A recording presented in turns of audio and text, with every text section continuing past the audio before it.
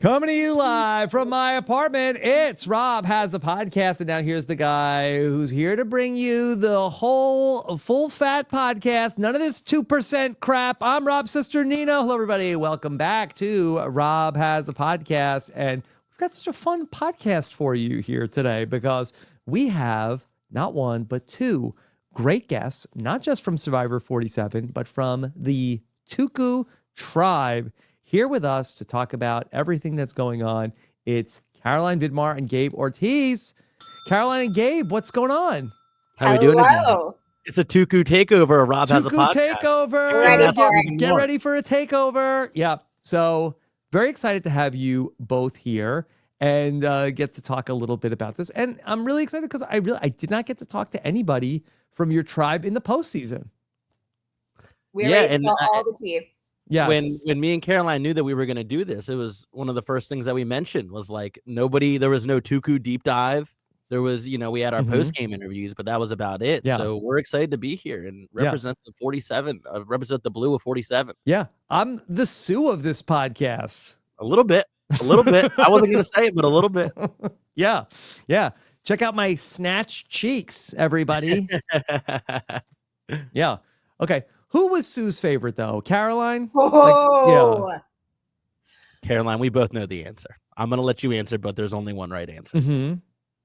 You were the day one favorite. She held you near and dear to her heart. But at the end of the day, I think I'm the favorite. I got to go with it. Wow. I'll be honest. What do you think? Wow. I think that I was the first person to approach Sue hour one, day one. I went up to Sue and I talked to her. And I was the one who stuck with Sue to the very end. Sue always knew how I was voting. Yeah. There was one tribal in particular where Sue was quite shocked and you had to do some damage control with it the very next day. There was never any damage control with Sue for me after any tribal. So I don't know. I think that there's only truly one person who can answer that. Okay. But I mean, I'm pretty... All right, maybe we'll call Sue later. Yeah. That'll be fun. I really, in the postseason interviews, I did like the, everybody, the final four or final five that we talked. I think it was the final four in your season. And I loved my interview with Sue. I thought she was so fun on the interview. I thought it was a whole side of her that I feel like that we didn't even see in the show. Oh, yeah. And I mean, I'm kind of curious, to hear Caroline's take on this. But I've always thought that Sue is like this totally larger than life figure. And it's funny because she's a pretty small person in real life, but her personality and her energy is just like, oh my God, it takes up all the air in the room in the best way possible. And so I don't think we ever really got to see that shine. And some of the funniest moments of my time in Survivor, like my top 5 funniest moments, maybe 3 of them are probably Sue related. Stay tuned for Gabe's top 5 funniest moments from Survivor 47 later on in the podcast, but we've got a lot to do to unpack. Episode number 5 here from Caroline. Were you disappointed that Survivor Social Hour didn't return for episode 5? They got something so much better. I feel like that's the coolest take on the planet. They got so much food. I feel like there were so many condiments on the food that they got to eat. Honestly, what's funny is since being on the show, the biggest time I get FOMO is when I see the food rewards. Like that food reward was just phenomenal. Yeah, at the sanctuary. Yeah. Yes. Don't talk about rewards in front of Gabe because he didn't get any. I got one, and that was it. I got one. That was one food reward at least. Okay. All right. Well, we got a lot to unpack from everything. And of course, a very emotional episode of Survivor this week in so many different ways. Of course, everything with Joe and Eva to the blind side of Bianca. And of course, you can catch my interview with Bianca up in our podcast feed and our YouTube, watch RHAP.com. So I talked to Bianca this morning and I asked her about like, hey, what was going on there that with Cedrek? So I guess he went and told Mitch and Chrissy about what happened. And she's like, I watched him like a hawk. He never went and talked to them. And so I think that there's a little bit of a mystery over what happened. I assumed Cedrek got a hold of Mitch and Chrissy and said, hey, listen, Bianca has no vote. Let's flip it on her. She says she watched him. She followed him. And that never happened. Caroline, what do you think about that? That is fascinating. because I wasn't sure if the way that this like episode was edited, I was figuring we would get like one big flashback at this next episode and Maybe next episode. conversation. Yeah, I'm really curious if like there is going to be an insight where we get to see Cedrek sneaking away, getting to tell Mitch and Chrissy. And while that there was enough time for Mitch and Chrissy to decide, like, okay, one of us is voting for Bianca, the other person isn't. So I'm kind of mind blown. My guess was actually that Cedrek was doing some like miming to Chrissy in the back, like, vote Bianca. She has no vote. Wow. Then get Cedrek on the charades team. Oh, absolutely. That's my guess. Again, he's like, I think he's like a surgeon. He has like some like good skilled hands, keeps calm under pressure. Mm-hmm. I'm really excited to see how next episode goes. And again, props to Cedrek for being able to like get that information out right before you go to tribal council. That takes skill. Gabe, what do you think about that? Yeah, and you know, to Caroline's point, the fact that it happened right before they went to tribal, right? So when you're out there in Survivor, you have to navigate around the schedule of the show. And for instance, when I was out there, Kyle Wren, the Kyle from 47, he had a whole slew of hand signals that he would give me. So for instance, if somebody was flipping on a vote and we really didn't have time to talk about it, he would just look at them, point his eyes at them, and then give me a little, and that meant flip. Okay, and so then, you're doing like hang loose. Like a hang loose, yeah. Thumb from down to thumb to up. That meant flip. But did you work that out with him? Are you like the third base coach? How did you coordinate I just knew. these things? I just knew. It was just, you know, like, oh, he's pointing at this person. He's flipping his hand. It could only possibly mean one thing in the context of what's going on. And he would right know now. when a certain person is flipping their vote? If he did know, or if he was confident that he knew. Sometimes he was wrong. Most of the time he was right. So Wow. I have to imagine that it was, but that's what you do when you're out there, is you need to find ways to operate in any kind of scenario, whether you're alone with the person you want to talk with, whether you're in a group with the whole tribe and there are people there that you don't want to know what you're talking about, whether you just don't have the time to do it because you're about to go to a challenge or you're about to go to tribe or a journey or whatever it may be. People just find these weird, unique ways while they're out there, things that they're not thinking about before they get out there, that become integral parts of the gameplay that it can even be difficult for the camera and the producers to pick up because it's so very subtle and it's something that is not meant to be seen. Caroline, did you agree with that? I think absolutely. Especially when I think you're going into tribal council, you're trying to think as much as you can, like, how can I communicate to people in tribal council, especially that we're good? Are we going to do like a subtle hand signal? Are we going to do like subtle nods? What if we can't talk to each other at tribal council? Are you just going to like cause chaos and start standing up? It is one of those things where when you have the luxury of being able to like level set that before tribal council, it is huge. It's chaotic when you don't have that plan and you're like, I hope they know what we'll mean when we do like this head nod or like that. So 100%, it's one of those things where if you can talk about it ahead of time, huge, and just try to hope that things work out. So I can't wait to see next episode and hear more about Cedrek's process of how he's able to communicate that. And I cannot wait to hear his like thought process for why he didn't tell Say and why he chose to tell Chrissy and Mitch and not his number Well, maybe one. only Chrissy. That we don't even know if he told Mitch. Yeah, because Mitch wasn't in on the vote, at least, you know. Because I assumed he wasn't on the vote, and Mitch, and look, who knows? Maybe we'll see next week a little bit more in terms of like what actually happened. My thinking was that, okay, Mitch wasn't on the vote, but they thought, okay, well, what if Bianca has an idol? And so then if there's 2 votes that are coming for Bianca and she has an idol, at least it would be 1-1 and they'd have a revote and then they could potentially take Say out on the revote from Mitch putting his vote on her. But I asked Bianca and she's like, no, I don't think so. I don't know. I watched him. I never saw him say anything to them. He never had time alone with them. And it's also thinking about, you know, the person who's responsible. In this case, Cedrek is somebody who seems very chaos averse. He seems like somebody that doesn't want to have a big blow up. Nevertheless, though.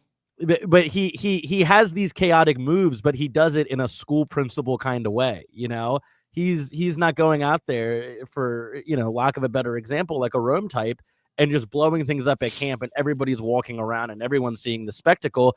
He's like, no, I'm going to be as calm and collected as I possibly can because I think that's kind of the guy that he is in real life.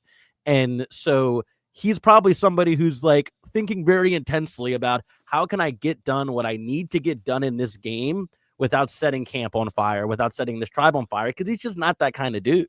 Right. Now, I asked Bianca about why did you tell Cedrek about this? And I had asked her about, did she know that Justin had not told Cedrek about her vote? And she said, yes, Cedrek talked about it a lot, that Justin got voted out because he didn't tell Cedrek. He left out that part.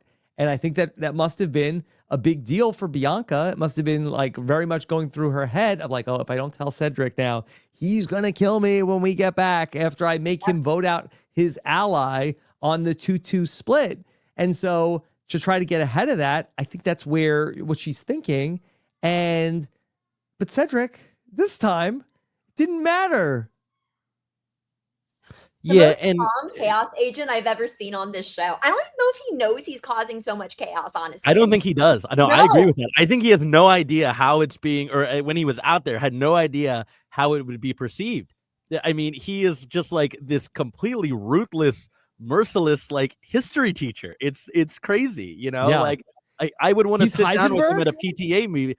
I mean, Heisenberg before he breaks bad. Like, imagine if Heisenberg in season 1 was doing all the stuff he did in season 5, but it was the guy from season 1 who couldn't even speak up to people bullying his son, you know? I thought it was so funny when Bianca's like, Cedrek, we have a great relationship. I can tell you anything. He's like, yeah. She's like, I don't have a vote. He's like, oh, you don't? Like, he has such a disappointed reaction to the news. Really? Because like, you could tell me, oh, really? Oh, no vote. But, I mean, I don't know, Caroline. I want to hear from you. Like, what is the totality of your take on Cedrek's move over the course of this tribal council? What do you make of him flipping on Bianca? And what do you make of him excluding Say from the conversation? Oh, okay. Great question there. Overall, I love supportive Caroline is here today. I'm so excited.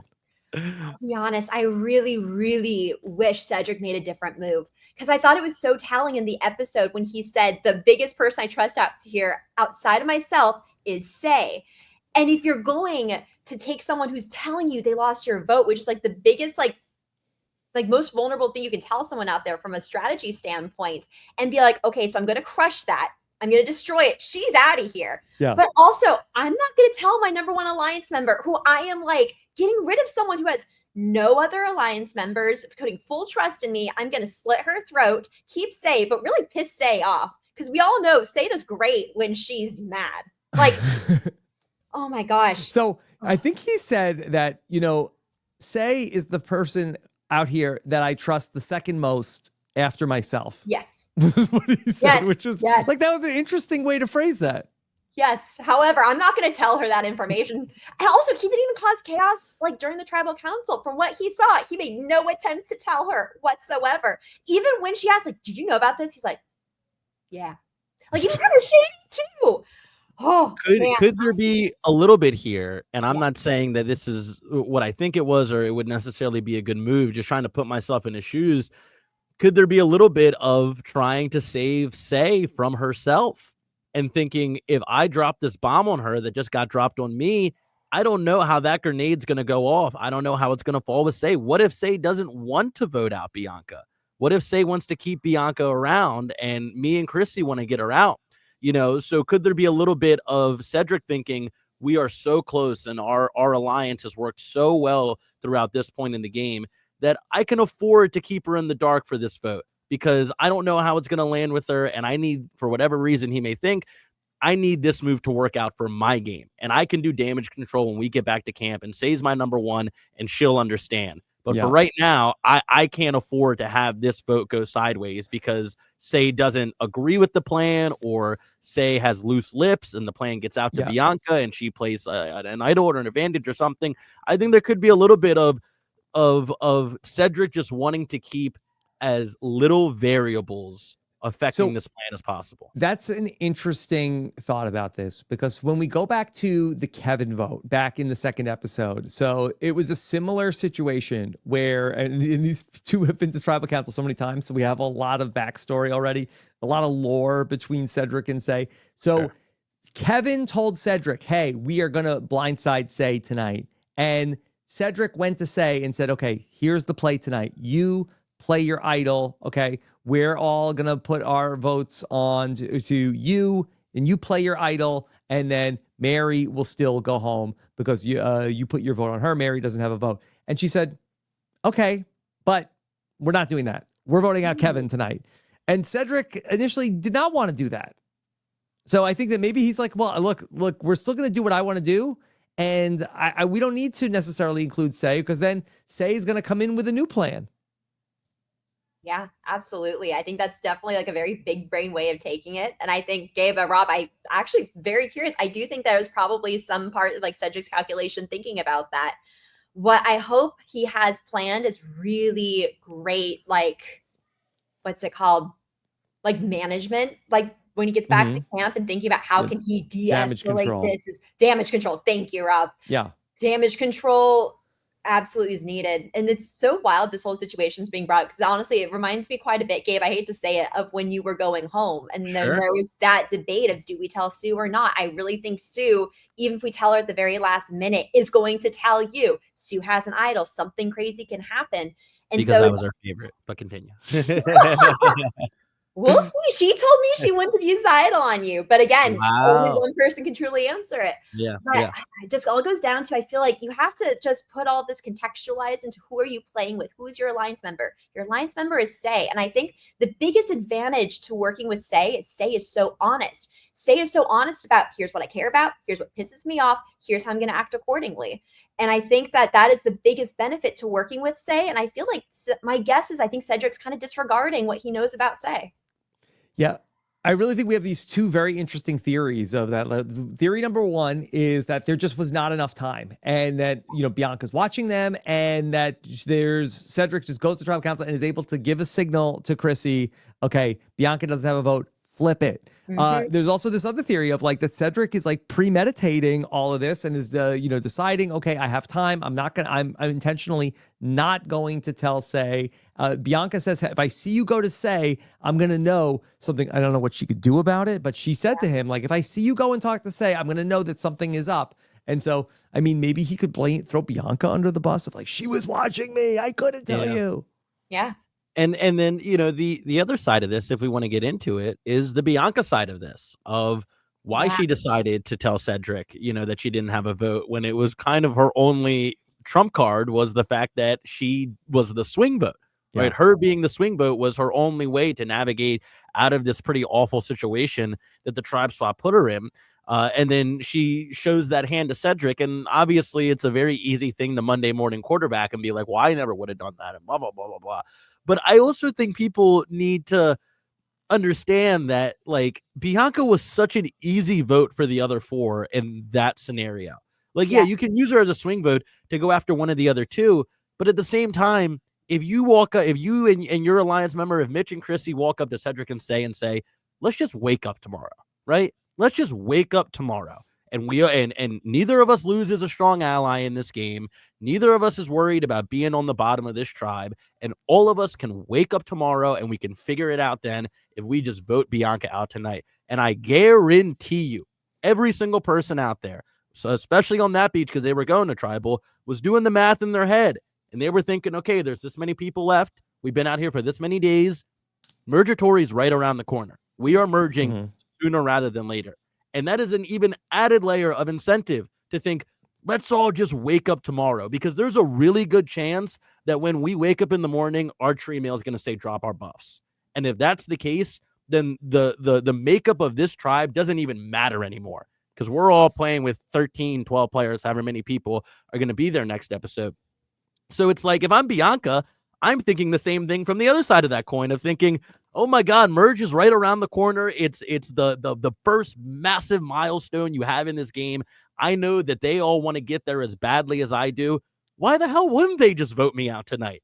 And then they're one step closer to the merge, and they're one step closer to getting back to all their allies that got separated from them in this swap. So if you're Bianca, I totally understand the perspective of being like, I need to show them that I want to work with them beyond this tribal council, that I have value to them beyond this tribal council.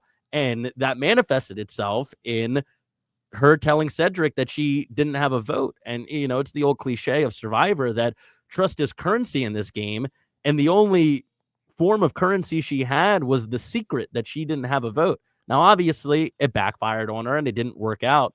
But for all the folks out there saying that, like, this was just a complete blunder and she wasn't thinking right and blah, blah, blah, like, not at all. She was a very, very, very easy target. She was not guaranteed to be a swing vote that night, particularly if you're in Bianca's shoes. And I don't know if I would have done the same thing. I don't know what I would have done differently. I don't like speculating on that because I'm not out there. But I totally get the move from Bianca to do that, and it just didn't work out. And sometimes that's what happens in Survivor. You make a move, you go all in on something, and it just doesn't work out. And that's how I perceive this from Bianca, not some epic blunder that, you know, she could have avoided by any means necessary. I get the move entirely. Yeah. Caroline, do you think in any part of her thought process was that Thomas got voted out at the last tribal council, and for Bianca, hey, I need allies. Look, it's only now Joe and Shaheen from my old tribe that were my close allies, that maybe I could be building something over here with some of these people. And so rather than, you know, blindside all of them and have them be mad at her going into Mergatory, do you think that she was feeling like, hey, I need to build something here?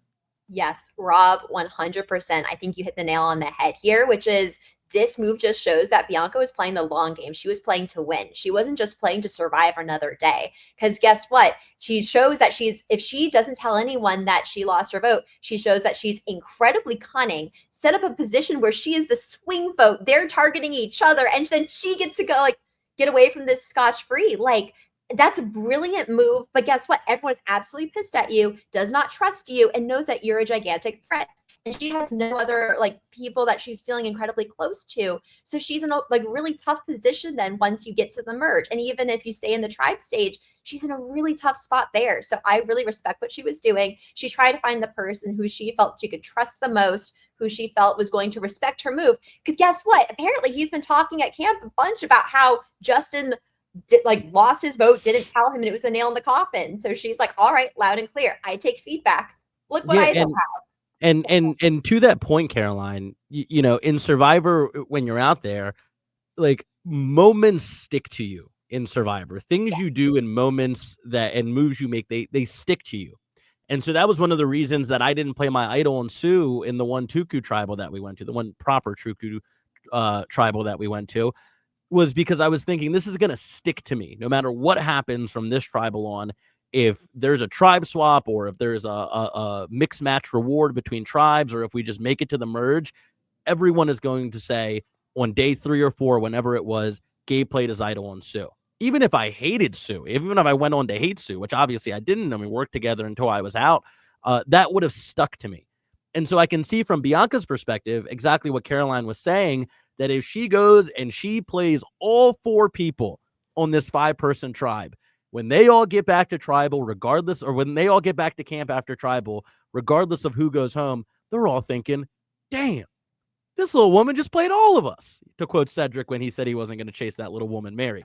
But they're all going to be saying, like, dang, she just played all of us. And when they all get to the merge and everyone's like, hey, how did it go at your camp? What was your new tribe? Like, blah, blah, blah. There's one story that Mitch, Mary, Say, and Cedrek, whatever combination of them survive, is telling when they get to the merge. And it's Bianca played all of us, and one of us had to go home because Bianca lied to all of us, and we all did exactly what she wanted us to do when we went to tribal. And that is a very, very, very big target to put on your back. And maybe it's a bit better to approach Cedrek a little meek with your hands out and say, hey, I really need help, Ced, and I don't have a vote tonight, and I want you to trust me, and hey, I'll just take me under your wing, and let's make it through this tribal and go to the merge together. And then all of a sudden, you have options, and you're seen as somebody, to quote my good friend Andy Rueda, you're seen as somebody who can get scooped up at the merge and join numbers versus somebody that needs to be taken out. And that's a very powerful position to be in. And I think Bianca was trying to line herself there for the merge that was on the horizon. And then again, it just didn't work out. And that's the game sometimes. I'd love to talk a little bit about the journeys because, correct me if I'm wrong, Caroline, no, you went on the journey. Gabe, you did not go on a journey, correct? Never. By design. Yes. Okay. I would say that if I was to play, I feel like that based off of what I've seen, you could not get me to go on a journey at this point. I would not do it. Caroline, you were able to come away with it, no problems, but it does feel like that the upside is very limited to me of what can be gained from going on the journey. Absolutely. Rob, I could not agree with you more. I did not want to go on that journey that I went on in my season in any way, shape, or form. What they didn't even show in the edit is as Agata was deliberating who to send on the journey, I was inching off the mat. I was trying to hide behind Kyle. Me And then too. Kyle was Yeah. like, I turned my "Oh, head away. I looked down and away from Gata. we're trying to hide as much as we could because also it's important to remember that like Gabe and I were in a really good spot at that point. We were really happy with where our game was going and we felt we were positioning ourselves really well for the merge. And like my personal philosophy is that journeys can be beneficial and useful if you're on the bottom. If you need something to like kind of just turn the corner in your favor, even if you don't get something, you have options for bluffing and trying to read what type of like advantage should I play, what type of disadvantage should I play depending on the people that I'm with. But if you're in a really good spot, you're just putting a greater spotlight onto how you're acting. Regardless if you get an advantage or disadvantage, people are paying a lot more attention to you after a journey. And if you're trying to kind of keep your cards to your chest of what your advantages are, who you're working with, etc., it just beyond the advantage or disadvantage, it puts you in such a tough spot. So Rob, I'm with you. I am anti-journey. It is rough. But again, if you need like a shot in the dark, another one, you know, it could be something. Yeah, and to your point, Caroline, a great example of what you're saying of being on the bottom when a journey can help is Mary this season. Yes. And she hits her shot in the dark, and that's ultimately what saved her. But what caused so much paranoia before she goes to that tribal is the fact that she went on a journey and she came back and she played mind games with Say and was like, I'm going to go for a swim. I'm totally relaxed. I'm all cool. We heard stories that she had a fake idol wrapped up in her pocket that, put a lot of paranoia into Say's mind. And I don't know if those mind games would have worked as efficiently if she didn't have that journey to sow seeds of doubt. Can I push back on that, Gabe? Please, let's pull hear it. Emily flipping on you because that she went on the journey in episode 2 and then she lost her vote, and that was on the Kevin vote, and everybody was sort of like, okay, well, there's nothing Mary can do. She's going home tonight. And then it was the tribal council after that she went out scrambling for the idol and then acted like that she had stopped looking for it, and that was more of what made Say so paranoid about her. Was the idol hunt? You're correct. Yeah. However, I think I got my chronology a little mixed up. If we're going extra big brain here, she could have pulled a Sam Phelan, use her shot in the dark to pretend that she didn't have a vote, put that advantage in her pocket, not play it, and say yes it. Okay, big brain over here. That's really good. But I just think that we've come a long way since in Survivor 44, Lauren is rigging the rock draw so that she can get to go on the journey. I don't think that and it's only been a couple seasons, but I think that now players are like, hey, I don't want to go at all. I'm not going to rig the rock draw to go on the journey.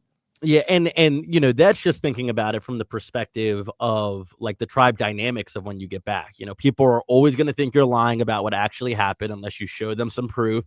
If you have proof that you got something, that puts a target on your back because now you have an advantage other people don't have. But what we saw in the journey that took Bianca's vote away is not only do you have to deal with that, but now you might just be rolling dice to keep your vote or not. And at least there was this idea of I'm going to go on the journey and it's going to be a puzzle or it's going to be a challenge and I'm going to crush it. And at least I can control that, Now it's like you might not even be in control of if you get a vote or not, or if you get an advantage or not. Poor Caroline, did you feel like you had that much control in reverse Jenga when you lost your vote? Is that such a game of skill? Honestly, there was some skill to it. I take full blame for it. There were ways where you could try and make it really tricky for the person next to you with where you placed your block, which is what I was trying to do. But then everyone else was really good at where they placed theirs, and I screwed Backfired. myself over. There's some strategy, but honestly, because there was some strategy, and even if it's all psychological, I felt like I had control. I was able to sleep at night after I lost my vote, being like, it's kind of on me. If I ended up leaving Survivor because I rolled dice in the wrong way and I had no choice of it, that's a tougher pill to swallow. Yeah, that's the big difference, and that's a great way to put it, Caroline. Is like the psychology of it, of like, okay, like I could have moved my little Jenga piece like half an inch to the left or half an inch to the right. Maybe I'm here. Dice, come on, dice, like. That's just go play craps at the casino, and then oh, what did I just do? I lost $500 because the dice didn't roll my way. Like that's different than putting $500 down on a race or something, like something you can control, something you participate in. You don't participate in a dice roll. You could have thrown the dice in the ocean, and the tide washes them back up, and that decides if you win the game or not. Like it's the same exact thing.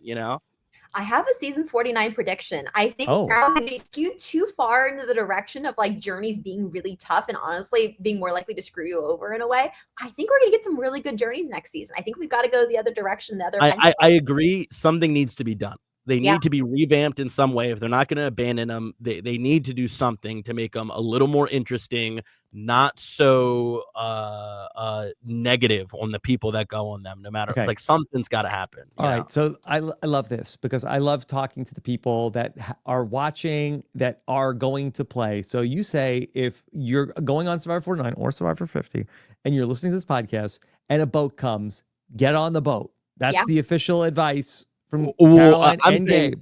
Get on the boat if you are on the bottom. If you are sorely on the bottom, get on the boat. Get on the boat. If you're not on the bottom, if you're where me and Caroline were when she went on her journey, you run as far away from that boat as possible. And if they make you get on the boat, you break the motor so you don't have to leave the beach. Like under no circumstance should you be going on a journey if you are in a good spot. It is a do or die kind of situation where if I don't go do this and get something from it, I'm gonna go home. It's the only now I really wish that you were the one who got picked so I could watch you mutiny. Like the person who's like, the poor guy driving the boat. You're like, no, we'll turn this boat around, guys. Let's go back. Jeff, I'm not going. You got to carry me. I mean, I was adamant. I was adamant about not going. Yeah. All right. So your season did not have a tribe swap, and this season did. How thankful were the both of you that there was not a tribe swap? I like what our season had. I mean, granted, I feel like I got to really benefit from the Survivor Social Hour in terms of being able to meet people on the other side, get some information, get some vibes, but not have everything completely upended in terms of feeling like now I have to have new alliances with people. It's also a complete roll of the die in terms of who you end up with. Are you with people you're in alliance with? Are you not? I was really happy with how it shaped up but again, like I'm very biased. Gabe and I were in wonderful positions that we put ourselves in. But I think it's now so interesting as we're going into this next episode where we haven't had for quite a few seasons now. What's the dynamic of after you have like a true tribe swap? And actually, I was thinking, when's the last time we tribe shakeup? Season 44, we had something where a couple people got to switch tribes, but this is like a true, genuine tribe swap. And we're kind of entering into some like unknown territory here in terms of what are the relationships going to be like when we get back to camp. And Gabe, I'm curious if you have any thoughts here as well.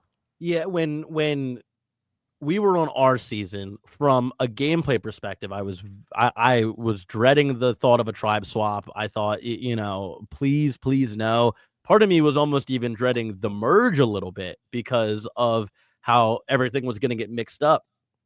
And, something that happens a lot on Survivor is you get really comfortable in those first like 5 or 6 days, 5, 6, 7 days where it's like, okay, I've made relationships with people. I'm kind of used to sleeping in the jungle now. And maybe somebody found an idol. Maybe I found an idol, or, maybe one of my alliance members found it. I know where it's at. Maybe we've gone to tribal 1 or 2 times and I survived and people voted the way that they said that they were going to vote. And you kind of get into this mode of like, all right, like I'm feeling kind of good now and I'm feeling comfortable. And then a tribe swap happens or the merge happens. And it's like, I have to start back at square one now. I put in all this work to put myself in this comfortable, safe position among these 5, 4, 3 other people. And now I'm totally back at square one again. And that is a very anxiety-inducing feeling. And I empathize with everybody out there who was feeling like that for the tribe swap, because that's how I felt once we hit the merge. From a social perspective, I was kind of hoping there was going to be a tribe swap at some point, just because I was so eager to meet all the other people we were playing with, like Saul especially. I was very eager to meet Saul. I was very eager to meet Sam. And because I didn't really have anybody like that on my tribe, I had TK, who left pretty early, and Kyle is an enigma. There is nobody else in the world I know like Kyle Wren. So I was excited to meet some people who I thought would be a little bit more like me from a social perspective. But from a gameplay perspective, I was like, I'll sit here for the rest of the game and I'll be fine. All right. I want to ask both of you about, we had a really big moment in the history of the show last night with Joe going over to talk to and comfort Eva after she was having an episode after the challenge. And it was such a big moment that it even got Jeff to cry for the first time on the show after watching what happened. So I would just love to get both of your perspectives on that. And if there are things, well, first let's talk about the moment that happened last night. And then I want to go in some other places. Yeah. So I look at that moment and it's remarkably heartwarming. It is, one of the most human moments that I think we've seen on Survivor throughout all, 25 years. Did you cry, Gabe? I did not cry because I kind of put the puzzle pieces in my head watching the preview that I kind of was like, okay, I think you this is gonna pre-cried. happen. And yeah. I got all my tears out before the episode. But I mean, it was beautiful. It was a beautiful moment. You saw a father, a single father at that, run to somebody who I'm sure he has a very father-daughter like relationship with, at least when they were out there.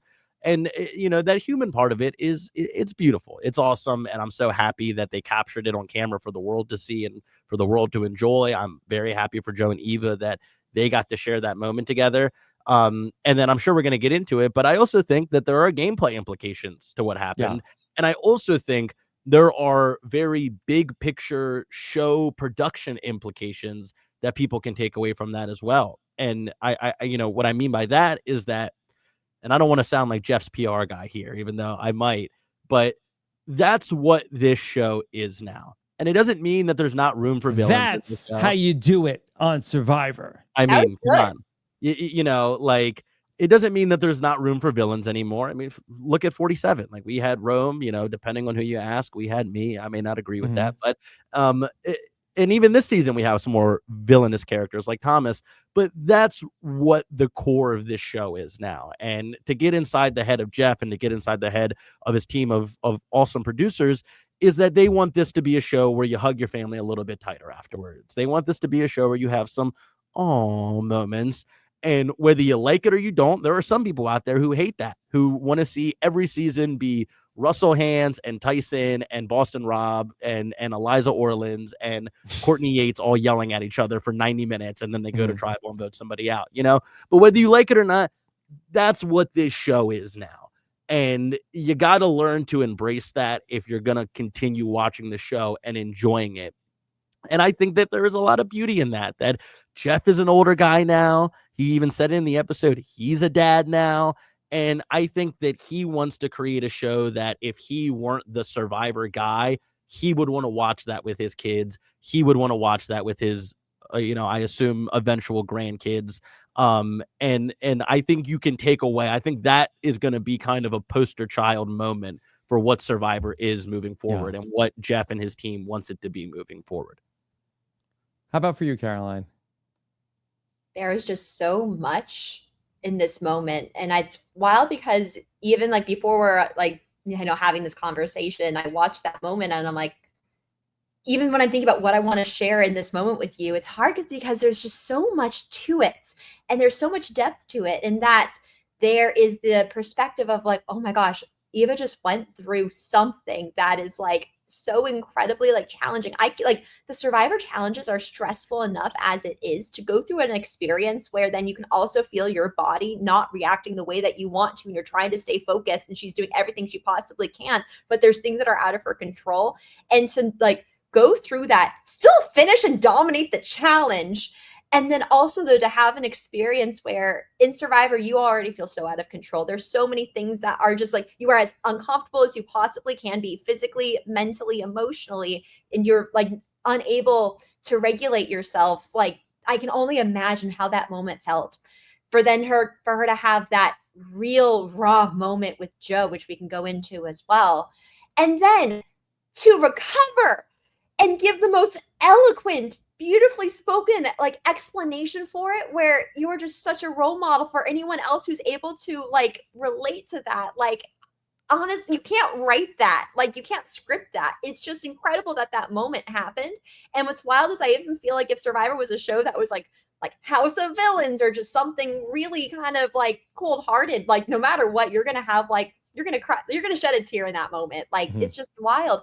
But what I also want to call out, and why I think it's maybe resonating with a lot of people, is even if you're not neurodivergent, you're not diagnosed with autism, what I so admire in that moment that I think resonates a lot is what Eva was saying is to herself beforehand is I think what a lot of people internally might say to themselves. She was saying like, I'm not going to be able to get this. Why can't I get this? She was so vulnerable and real with all the struggles she was having. Then to see someone persevere with that too, like that's what Survivor is. It's persevering when you don't think you're even possibly able to. And then to add on all these additional complexities to it. And to see Joe like put in a lot of ways gameplay perspective on the back burner to then comfort her and help her is such a real moment. And I also want to call out, granted, I'm not too in Survivor Twitter, so maybe this has been mentioned before. Joe was still thinking about gameplay in that realm, in my opinion. What did you see? What I saw was that when Eva mentioned she does have autism, Joe had a very big reaction. He went like this. Yeah. And then he Yeah. walked off. Yeah. I was really curious. I really want to hear at some point what Joe's perspective is in that moment, because my guess is his perspective was, shoot, Eva is being open about this. I don't want people to take advantage of her. What are the game implications? I think he was thinking strategy, but in the moment, then he brought himself back to being like, but how wonderful that Eva's doing this. How wonderful that she's going to be a role model with so many people. But I bring that up because Joe, I think, was balancing the strategic parts of the game, but then also who he is as a human being and what he wants to role model. So I think he did a beautiful job balancing both and remembering like what matters to him in that moment. And Joe said, in the first episode, correct me if I'm wrong, but I think it was the first episode where even if it means if I go home early, like I got her. And that was the moment where he delivered on that promise that he made to the audience, right? That he didn't say that to her. He, at least we didn't see on camera him saying to Eva, hey, even if it means I leave my game early, I got you. No, he made that promise to us, the audience. And then he delivered on that promise in that moment where he put his game in pretty serious jeopardy by exposing an ally that nobody, I assume, really knew about at that moment. But, he made that promise and he delivered on it. So, I really tip my cap to him. And it's a moment that I think people are going to be talking about in this show's history and legacy for a really long time. Now, it's obviously not the same, but in your season, it all got started when Andy has his emotional moment on the mat. And how different would that have been, like, if you saw somebody on Andy's tribe going and like consoling him, like if John Which Lovett didn't really or happen, Hanukkah, by the way, which for didn't anybody who happen, goes back and watch. That didn't really happen. and I know it didn't. It didn't didn't happen. happen. It's a funny difference between the two. But how would you, as people on the other tribe, have reacted to seeing somebody like make such a open show of humanity towards somebody? I mean, I would have been like, oh well, if they make it to the merge together, watch out. I mean, there's no doubt in my mind that that's something I would have been thinking, at least after the fact. In the moment, I think everybody was thinking, and Caroline, you can, agree or disagree with this. I think everybody was thinking, I hope this guy's okay. I hope this dude's going to do okay. And then when he was giving his, speech afterwards, after he got back up on the mat, you could still kind of tell, like, not all the wires are firing the way they should right now. And so when we all went back to camp, the first thought was, I really hope that guy's okay. But had there been a very clear and direct and open moment between Andy and somebody else, absolutely, I would have been thinking like, okay, clearly these two care about each other. And that is a very powerful thing in this game when you truly, genuinely care about somebody and they're not just a game piece to you. They're not just somebody who you see as somebody you can work with to get to the end and win the $1 million for yourself. It's very clear after that episode, Joe and Eva care about each other on a human level, and they will do things, as Joe made the promise to us, the audience, again, to say they will do things that may be antithetical to their game and getting to the end and winning the $1 million because of how much they care about this person. And if you're somebody who's battling against that, it's a dangerous thing to battle against, and it's a tough thing to battle against. So it's a lot of schools of thought. Yeah. Well, I think what's interesting is not only did they show on the mat that they just care about each other so much as like people and outside the game, but you can also imply that they're strategically working together, because Eva said, I did not tell anyone else on my tribe that I have autism except for Joe. He's the only person I trusted, only person. So basically, she's like, Joe's my number one, emotionally, strategically, all the eggs are in Joe's basket. You said that. Yeah. So it's interesting, because I would say if they just kept it purely emotional, I think it'd be easier for them to kind of downplay the threat level of that relationship. That's actually what I tried to do with Sue. And that Sue, her approach was, she's like, I'm going to tell everyone I'm working with Caroline, I'm never going to write her name down. Like, I'm like, we're good. But she had a very good, nice, like strategic, like on the back burner, or not on the back burner, more low key relationship with Gabe. And so the way I tried to downplay my relationship with Sue is I was like, we just have a mother-daughter relationship. It's very emotional. We care about each other a lot, but it's, strategically we're doing other things too. But I think it's going to be hard for Joe and Eva to downplay their relationship in any sense. So I'm very intrigued to see how they approach that moving forward. Because at that point, you have to turn it into a strength. How can you use that relationship that's so public and try to now turn into something that's not working against you but in your favor? There's ways to do it. I'm curious to see how they approach it. Oh yeah, and that's something where if you're Joe and Eva, you can be walking around now and being like, you get one of us, you got both of us. So you can kind of get a 2-for-1 here. If you need 2 votes, you can find both of them in the same place now. And if you're somebody who is maybe in a minority alliance, or if you're somebody who's on the bottom and is looking for a home, that's a very attractive thing. The only way I think that it's truly threatening, which, people will have to deal with, is if you're in the power position, because then you're thinking the people who I'm going against can use these 2 walking votes against me. Right. And so there's a lot of dynamics of this, like Caroline just said, I don't think it's as cut and dry as they care about each other. They're working together. We got to get one or both of them out. That it could be one school of thought if you're threatened by it, but you can also see it as an opportunity to push your personal game forward. And that's what makes this so intriguing. And that's why I think we're set up for a hell of a merge, in the next couple of episodes. It's going to be so awesome because there's just so many dynamics at play. And kudos to the producers, because I mean, this tribe swap is really what set up all of the storylines we have going into the merge. Yeah, we got very lucky with how this. I mean, Bianca and Thomas are like, I don't think so, Rob. But no, we got very lucky in terms of like how these tribes broke down, because it's been so interesting. And so one of the other big moments from the episode last night was where we saw the people that are on the new Vula tribe after they had that tribal council, where I'm like, that's it. This is the line in the sand. These 4 are going to be warring the rest of the season. Did not see they all came together and they had these personal backstories that they all shared. Like, hey, what if, look at us. What, maybe we could be the 4. And I think that's what, and we could talk about that certainly some more. But I think that what's really interesting with the Eva situation is that Eva has also connected with the other person who is very close allies. So it's that like really kismet that Eva hit it off with David, and David happens to be the ally of Kyle and Camilla. And then Eva is linked up with Joe and Shaheen. And now it feels like that they're going to like fold that into each other. And this is a very strong center of power, I feel like, coming into the merge. Absolutely. That's a great point in that it's actually, even though we no longer have like a California Girls Alliance, I can really see a situation. David's the new California girl. He lives in California. Oh, wait, that's right. Oh, yeah. Oh, never mind. California Girls 2.0. Here we go. The remix.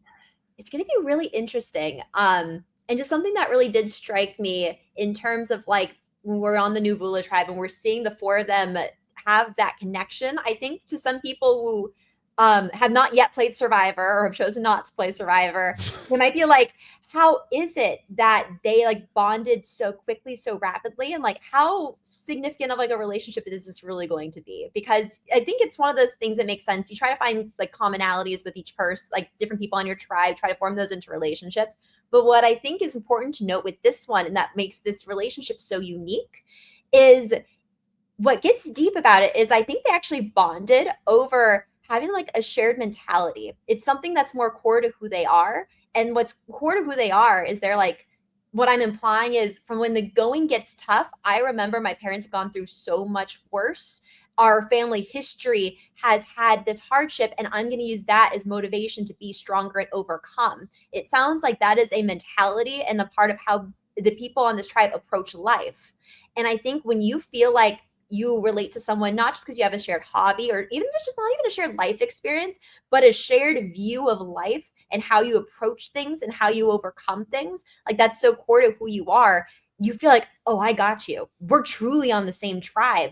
And I think that is something that it goes beyond other high level ways to bond with people. I think that's the best way to bond with someone on Survivor is you share a shared approach to life and a shared value. So I really am excited to see what these four do because I do think that they have a very strong foundation.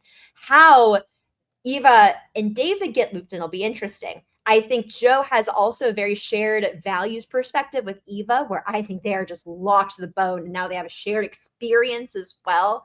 I think they're going to be a super tight duo. I'm curious to see where David comes into this. I think we just heard a lot about his life and his philosophy and what he's been going through, but I don't know if he has that same kind of core relationship with everyone else. So I think they will get together, but I'm curious to just, see how this all shapes up. Yeah, and getting to the four members of the new Vula tribe who seem like they really want to work together, they were at a pretty low point. It sucks voting somebody out. Even if it's somebody you're happy to vote out, it still kind of sucks because you have to see them be very visceral. Even when you voted out Rome? Most of the time, it really sucks when you vote somebody out. Most of the time, you see them be very viscerally upset, and it makes you upset, and then also it's just kind of awkward when you come back to camp and you're like, sure, well, that just happened, and you kind of got to figure out like, all right, how am I going to talk to the next person here? And the way that people's energy bounces off of each other in those moments can really define how you associate with them throughout the rest of the game. And what I think I saw on the new Vula tribe with Kyle, Camilla, Shaheen, and Joe was that they were at a low point and they all kind of uplifted each other at the same time. And they're not going to forget that deeper in the game as they get to this Mergatory. If all four of them make it through Mergatory, if only 3 or 2 or however many make it through, they're not going to forget that in even the non-strategic moments of just like, I woke up feeling kind of crappy today, or the challenge didn't go the way I wanted it to, or I'm really homesick today. And when I scan around camp and I look at the people I want to interact with in this moment, they're going to remember when Camilla talked about her parents in the Sri Lankan Civil War, or when Shaheen talked about his parents during the Iranian Revolution, or when Joe talked about the struggles that his parents had. And I'm sure Kyle had some stuff to say that didn't make the edit. But they're going to remember that, and it's all of those things. And you don't really get to see it too clearly as an audience member, but it's a lot of things that happen outside of gameplay and outside of strategy that dictate the gameplay and the strategy. And I think they're going to just be more inclined to go up to each other because they have that comfort level with each other, knowing like Camilla's going to make me happy when I walk away from this conversation, whether we're just talking about coconuts or whether we're talking about who we want to vote out next. Like Joe is going to crack a joke and it's going to make me feel good afterwards. And, I know I had plenty of people in my season where I didn't feel like that with them. So I avoided working with them just because I didn't want to have to go through the social interaction that I knew was going to make me feel paranoid or was going to make me feel annoyed or just a little more pissed off or a little more homesick. And so I think that, we need to give a lot of credit to the gameplay aspect and the gameplay potential, but also the social potential and the comfort potential that that bonding moment gave for them. And they're just going to gravitate towards each other a little bit more, is my prediction. I have to give Gabe a quick shout out. He was the biggest mood lifter, especially once we hit the merge. Like that is exactly what you were, Gabe. And it like breaks my heart it didn't make the edit because you were so much fun at camp. Like when you got going on a story or when you could tell mood was low, you did such a great job of like lifting the mood. And I think there's a lot of people where they're like, a lot of people want to work with Gabe and they weren't quite sure why. Like it's because he was doing that. Yeah. And by nature of that, it really leads into wanting to work gameplay wise as well. Well, this is where Gabe made a mistake that Gabe didn't win. You can't be running things and fun and then also not win. You can't have that. No, I totally agree. And you know, first I'll say that Caroline was also very much that for me on Tuku, where I felt like I couldn't really talk strategy with a lot of people on the Tuku tribe. And that's no disrespect to any of the awesome people that we played with. But I was like, I feel like I would hit a wall with a lot of people, not even because they didn't want to work with me, but just because their thoughts and perspective on the game weren't really lining up with where mine were. And when me and Caroline finally broke through on that level, where we wouldn't even really be talking about our game or Tuku or what we would do on 47, just kind of spitting our philosophies of Survivor to each other in ways that we couldn't with Tiana and TK and Kyle and Sue. That was a moment of like, when I just need to detox and dump thoughts on somebody, I'm going to Caroline. Whether it's something emotional, whether it's something strategic, whether it's just an interesting thought I might have had looking at the ocean. Like Caroline was the person I was going to on Tuku. And then to your point, Rob, yeah, it's very difficult to win when you're that guy that it's like, okay, everybody can I'm talking about the edit. They're not going to show you being fun and also controlling things. That's sort of like counterintuitive. And then unless you're the winner of the season, then it's like, oh, everybody loves Gabe. Yeah. And I also think part of it too was that in my confessionals, I was very snarky and I like to have a lot of fun in my confessionals and crack jokes about people. And so this is just totally speculative on my part. But I think there was also a bit of like, okay, we really like a lot of what he's doing in his confessionals, and this is fun, and he's cracking jokes, and there's a little bit of snarkiness and smugness to it, and maybe we can paint this guy as a good villain, but then we can't show that. And then to your point, Rob, also show me doing like a circus routine at camp or like telling a funny story from high school, because it's like, wait a second, he's supposed to be trashing on all these people, and he doesn't like them, but now he's being friends with all them. That's not a coherent story. So yeah, maybe if I went and won, then it would have been, a little bit more of that. But no, I think that's an astute assessment. I think the idea that like your edit is very dependent on what role you have to play in the overarching story that the producers and Jeff are trying to tell. And it will never be a full story. Even if you win, it probably won't be a full story, but that's your best bet to getting the totality of your experience put on screen for sure.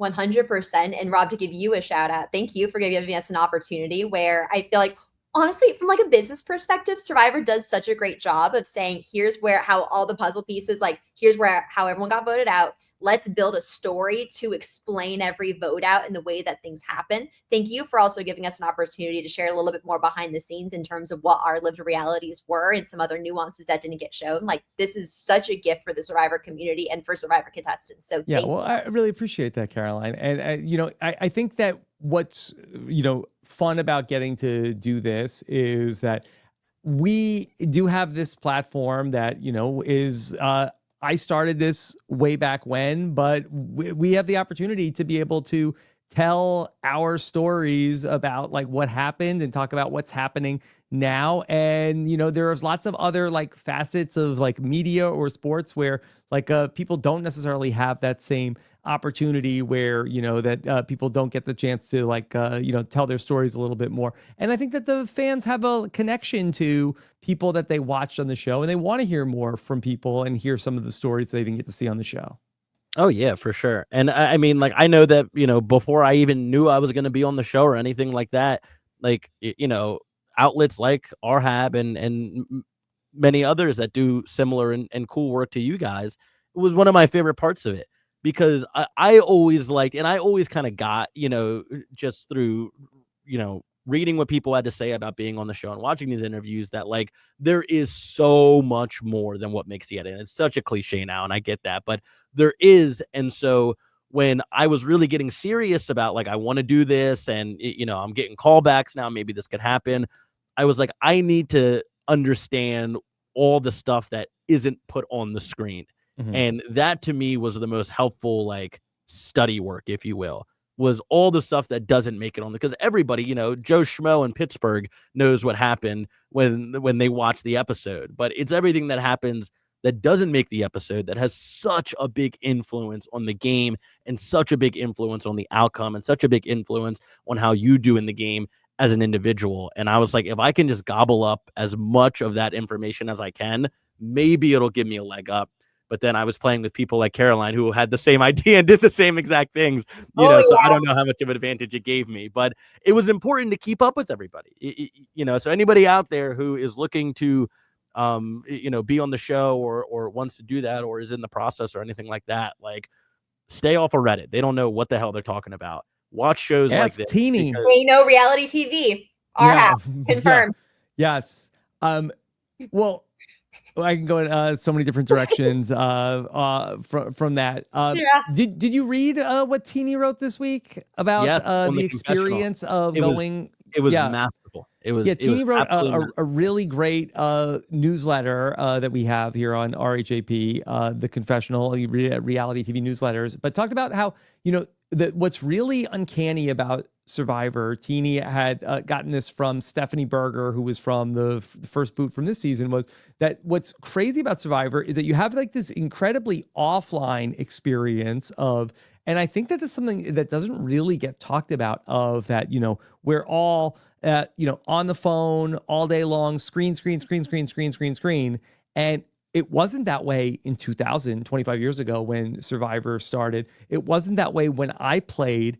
I didn't go from having a screen in front of me 24/7 to then going to go play the game. But now that is a part of the game. And I feel like it's not something that people talk about a lot, about the removal from the connection and the screens to go on Survivor. So you have this incredible offline experience, and then you have a very online experience of, and you know, your mileage may vary of how online you are as the show is airing, where now all these people online are having all of these opinions about you. But could you first speak to the offline part of the experience? Absolutely. Funny enough, the offline experience of this show is one of like the biggest, like wildest parts of it for me, because I would say, because there was something not only just being offline, but in a way like living the way like truly like our humanoid ancestors lived was fascinating. We have zero screens, zero technology, zero electricity. We're going to sleep at like 8 p.m. after the sun sets. We're trying to sleep as much as we can. We're getting constant daylight, living outside, socializing. He sounds like Saul right now, just so you know. Yes, completely. Because we've talked about this before, because it's fascinating. Because honestly, what what blew my mind out there is that being on Survivor was one of the most, like, I've never felt so at peace. And that's what was shocking. We were out there strategizing, trying to slit each other's throats, trying to backstab and like win $1 million. And we know it's being televised, so you would think it's incredibly stressful. But honestly, I felt more at peace in Survivor than I did 3 days after I got back and I was trying to reply to text messages. Like, just the way that we live in an offline perspective, the way that like people were like originally doing, and like the way we kind of like were biologically designed to, it is wild how different you feel when you have technology in front of you and there's so many different ways that your attention is being divided. Then you put in like the overlap of like, and now you're getting people's opinions. It is wild. But I want to have Gabe have an opportunity to also talk about like his offline experience. Saul's 5 big things that lead to a healthy life are diet, exercise, check, socializing, sunlight, and sleep. And if you can manage those 5 things, according to Solomon Yee, then you will lead a very healthy life and you will live for a very, very long time. And Survivor hits all of those things to the maximum, right? Except for diet. But even diet, you're not gorging yourself like many people do in their everyday life. And you learn when you're out there, like, oh, if I just eat like a coconut and a handful of almonds every day, like I can live like that, you know? And maybe you don't go to the survivor extreme of starving, but once you start mixing in some rewards too, it's like you're kind of just eating for what you need to have the fuel to do what you need to do throughout the day, right? So even the diet one is still like arguably better than what we do in our everyday life of gorging ourselves on junk food and snacks and everything like that and fast food, which some people are better with. I'm terrible with that. I eat awful. But so even the diet thing, but sleep, just like Caroline said, you're going to sleep when the sun goes down. You're waking up when the sun comes up. You're exercising every day, just moving through the sand, working on the shelter, doing the challenges. You're exercising every single day. You're socializing in a very human way. You're just talking to people. It's all you got to do is just walk around and talk to people. And that's it. And then sunlight. You're spending all day in the sun. And like that, it does make you feel good, you know, when you're in the sun and you're soaking in all that great vitamin D, like those things, they do matter. And so just to kind of build off of Caroline's point, like, yeah, once you get past the trauma of like, I'm starving and I'm on a beach and I'm stranded and these are all strangers, when the strangers don't become strangers anymore. And when you get accustomed to not eating as much, and when you get accustomed to sleeping on the ground or in a bamboo shelter, like, you come out, you're like, I feel kind of good, you know? And I think a lot of people, to your point, Rob, have forgotten how it feels to not have a phone in your face all day, every day. They forgot. Exactly. And there are some kids who are born. I mean, Rob, you have kids. Your kids, I'm sure they don't know a world without screens, you know, and you both are younger than I am. I didn't know if you had the experience of not having screens. I think we were like the last, like the edge of the last generation that had some memorable years that didn't have cell phones and smartphones and everything. And then even, you know, nowadays work from home and, you know, work in an office, like you're sitting on your butt all day long, just staring at a computer screen, even if it's not your phone screen. And so getting thrust into this world of like, I'm moving around every day. I'm outside all day. I spend 0 time inside until I get voted out. Like all of those things, it kind of reminds you of like, oh, this is what we were made to do as humans, you know, and we've kind of molded our reality, or at least, you know, our Western American reality into this hyper connected, hyper, you know, plugged in lifestyle that you don't really need. And when you get away from it, and I've fallen into all my bad habits against in Survivor, but things you don't really want, you know? Yeah, you can't help it. I just feel like it's a really interesting part of the experience. And it sounds like from both of you, a positive part of the experience. And I feel like it's one that isn't really talked about a lot. I feel like it's not really advertised as like, hey, like, want to get away from the cell phone? Come out to Survivor, apply. Like, I think that would be a good pitch. That's all. You want to drop 20 pounds really fast? Come out to Survivor and apply. You know, maybe, but I think that Jeff doesn't want, and it shouldn't be like, people shouldn't see Survivor as like this self-help program. No, they need people looking at the screens, or they're gonna stop watching Survivor. Also you know, exactly. The big Paramount Plus is gonna say like, "Hey, Jeff, we heard what you said about the screens. We need that. That's our cash flow right there. Don't mess with the money. Don't bite the hand that feeds you." Right. Well, no, again, though, it's tough, and that's to T's perspective. And it's maybe also not top of mind for people who recently played, because then they're thrust on the other side of things, which is I gotta see what everybody's saying. Yes, you open up your Instagram and your Explore page, and it's your face on it. And then you click on the comments, and it's a bunch of people like discussing you. You go from being a part of like a truly like small tribe with just like the people you're talking to, and then you go to like thousands of people's hundreds of or thousands of people's perspectives on you and your opinions on you, where even if you try to shut them out, like, you're just by nature, like, we're all like social creatures. You're not built to deal with other people's opinions, and to our little lizard brains can't handle this. And also something very specific about these shows like Survivor or like Big Brother, or, you know, these reality competition shows, where part of the show is we're taking regular people and putting them into this world of Survivor, Big Brother, whatever it may be.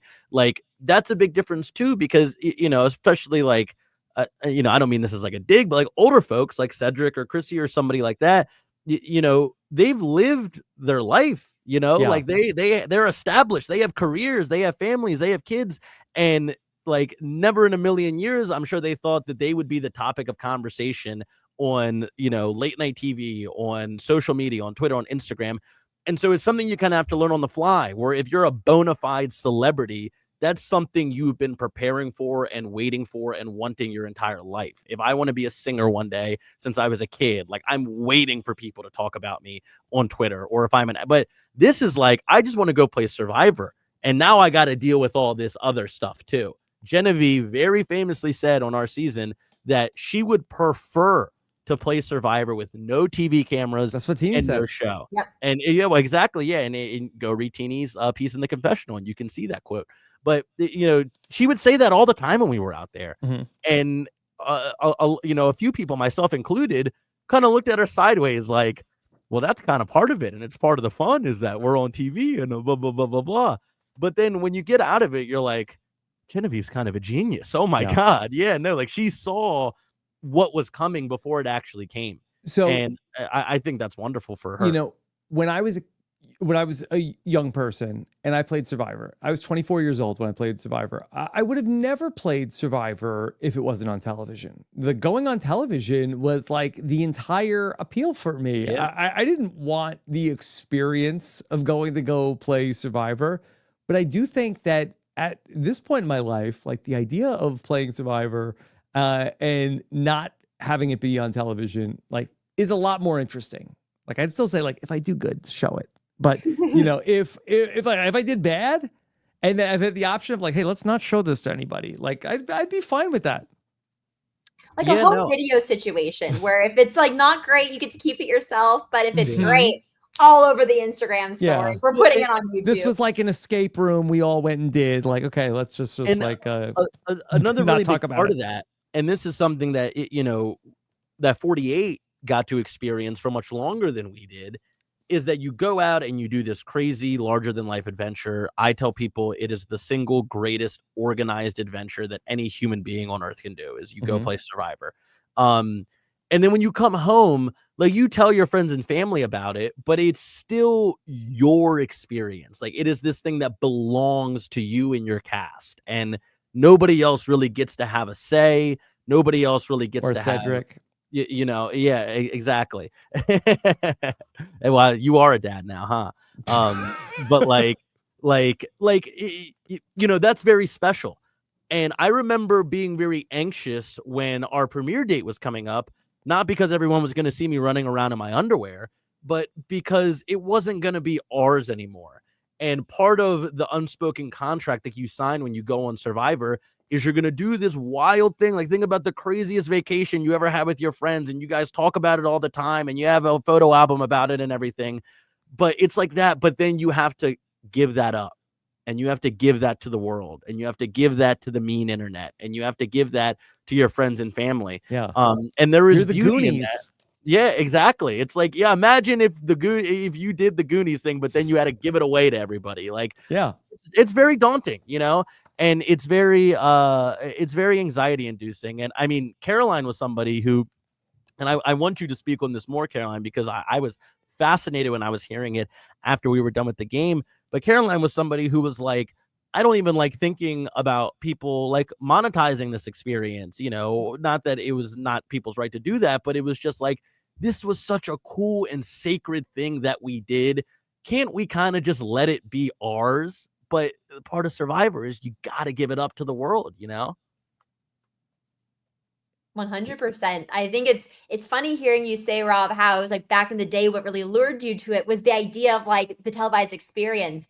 I'm much more on the side of Genevieve in terms of like, I did it because it almost felt like I personally needed to do this to like, as like a personal journey to prove to myself like what I'm capable of, like what's going to be like possible. So I feel like I tend to approach Survivor from like the purest lens, especially right after the show ended, in terms of like, it's all about the experience. I'd so drank the Kool-Aid of like, this was another way of life and it's a social experiment and like, oh my God, don't monetize this.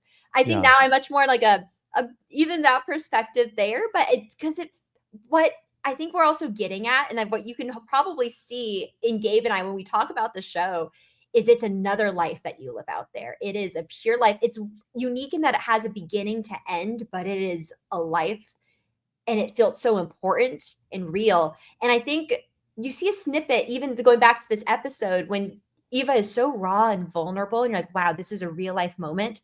I felt like there were deep real life moments every day, not to that same degree, but in terms of like, this is my life now. This is like what matters and what's important. And it's weird to see something that's also become so core to your identity and like who you are as a person. Like, I am a different person after playing the show. And it's weird to then have people's takes that are a little bit more like, maybe a little bit more high level, just also critiquing maybe a play that you were really proud of. And like, to also have it be one of those things where so many different opinions where you're not even, it feels less sacred. And I feel like it's one of those things where just the psychology, well, I love psychology. I can dive into this all day long, but the psychology of when you're on the show is it becomes your entire life. And to have people comment on that, it takes away the sacredness. And I think that was something 100%. I was sensitive to in the beginning, Yeah. but now I'm all for monetizing. Don't worry. I love our Yeah. reality TV. Yeah, right. Love Yeah, it. yeah. All the Now time. that we're has-beens and alumni, yeah, who cares what people do with this now? Yeah, now it's all of our thing. Yeah, Yeah. right. Yeah, now it's my Yeah. thing. 48, now it's It's my what we thing get now. to talk about with our friends. Yeah, yeah. And I mean, I don't know what our time's like here, but I would like to do a little mergatory preview if we could. I mean, we've kind of touched on it, but like, this is a pretty big deal. We're going from tribe swap for a couple episodes right into mergatory. And I think one of the things I'm most excited about is to see how all these duos are going to come back together.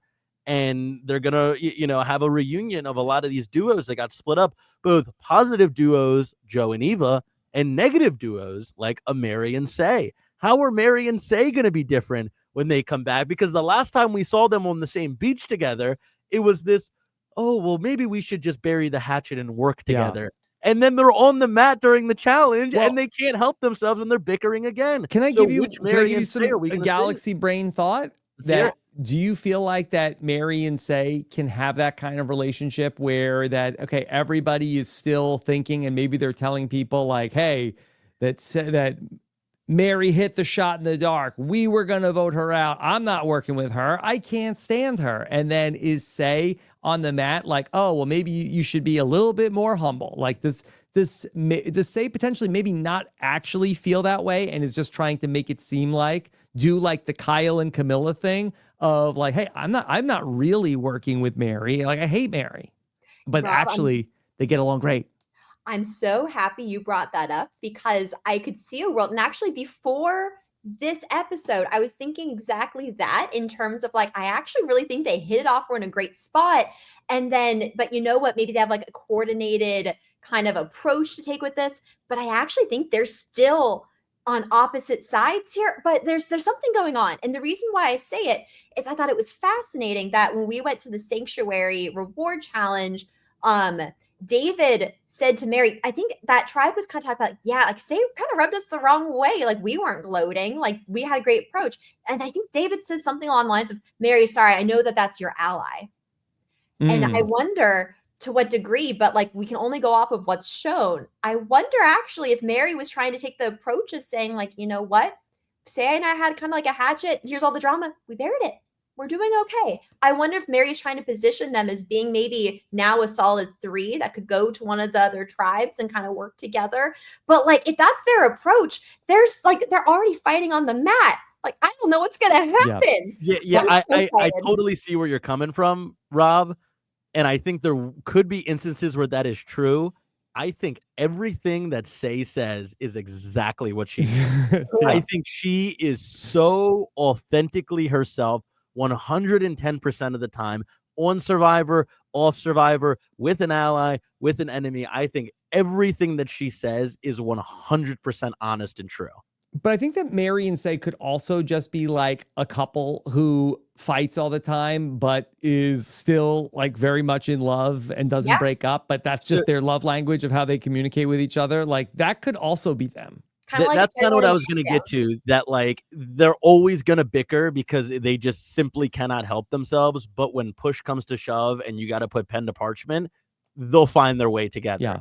that is a possibility. But also, like, I don't know, because Say is just this whirling dervish of chaos, and will be rubbed the wrong way by something that was totally unintentional.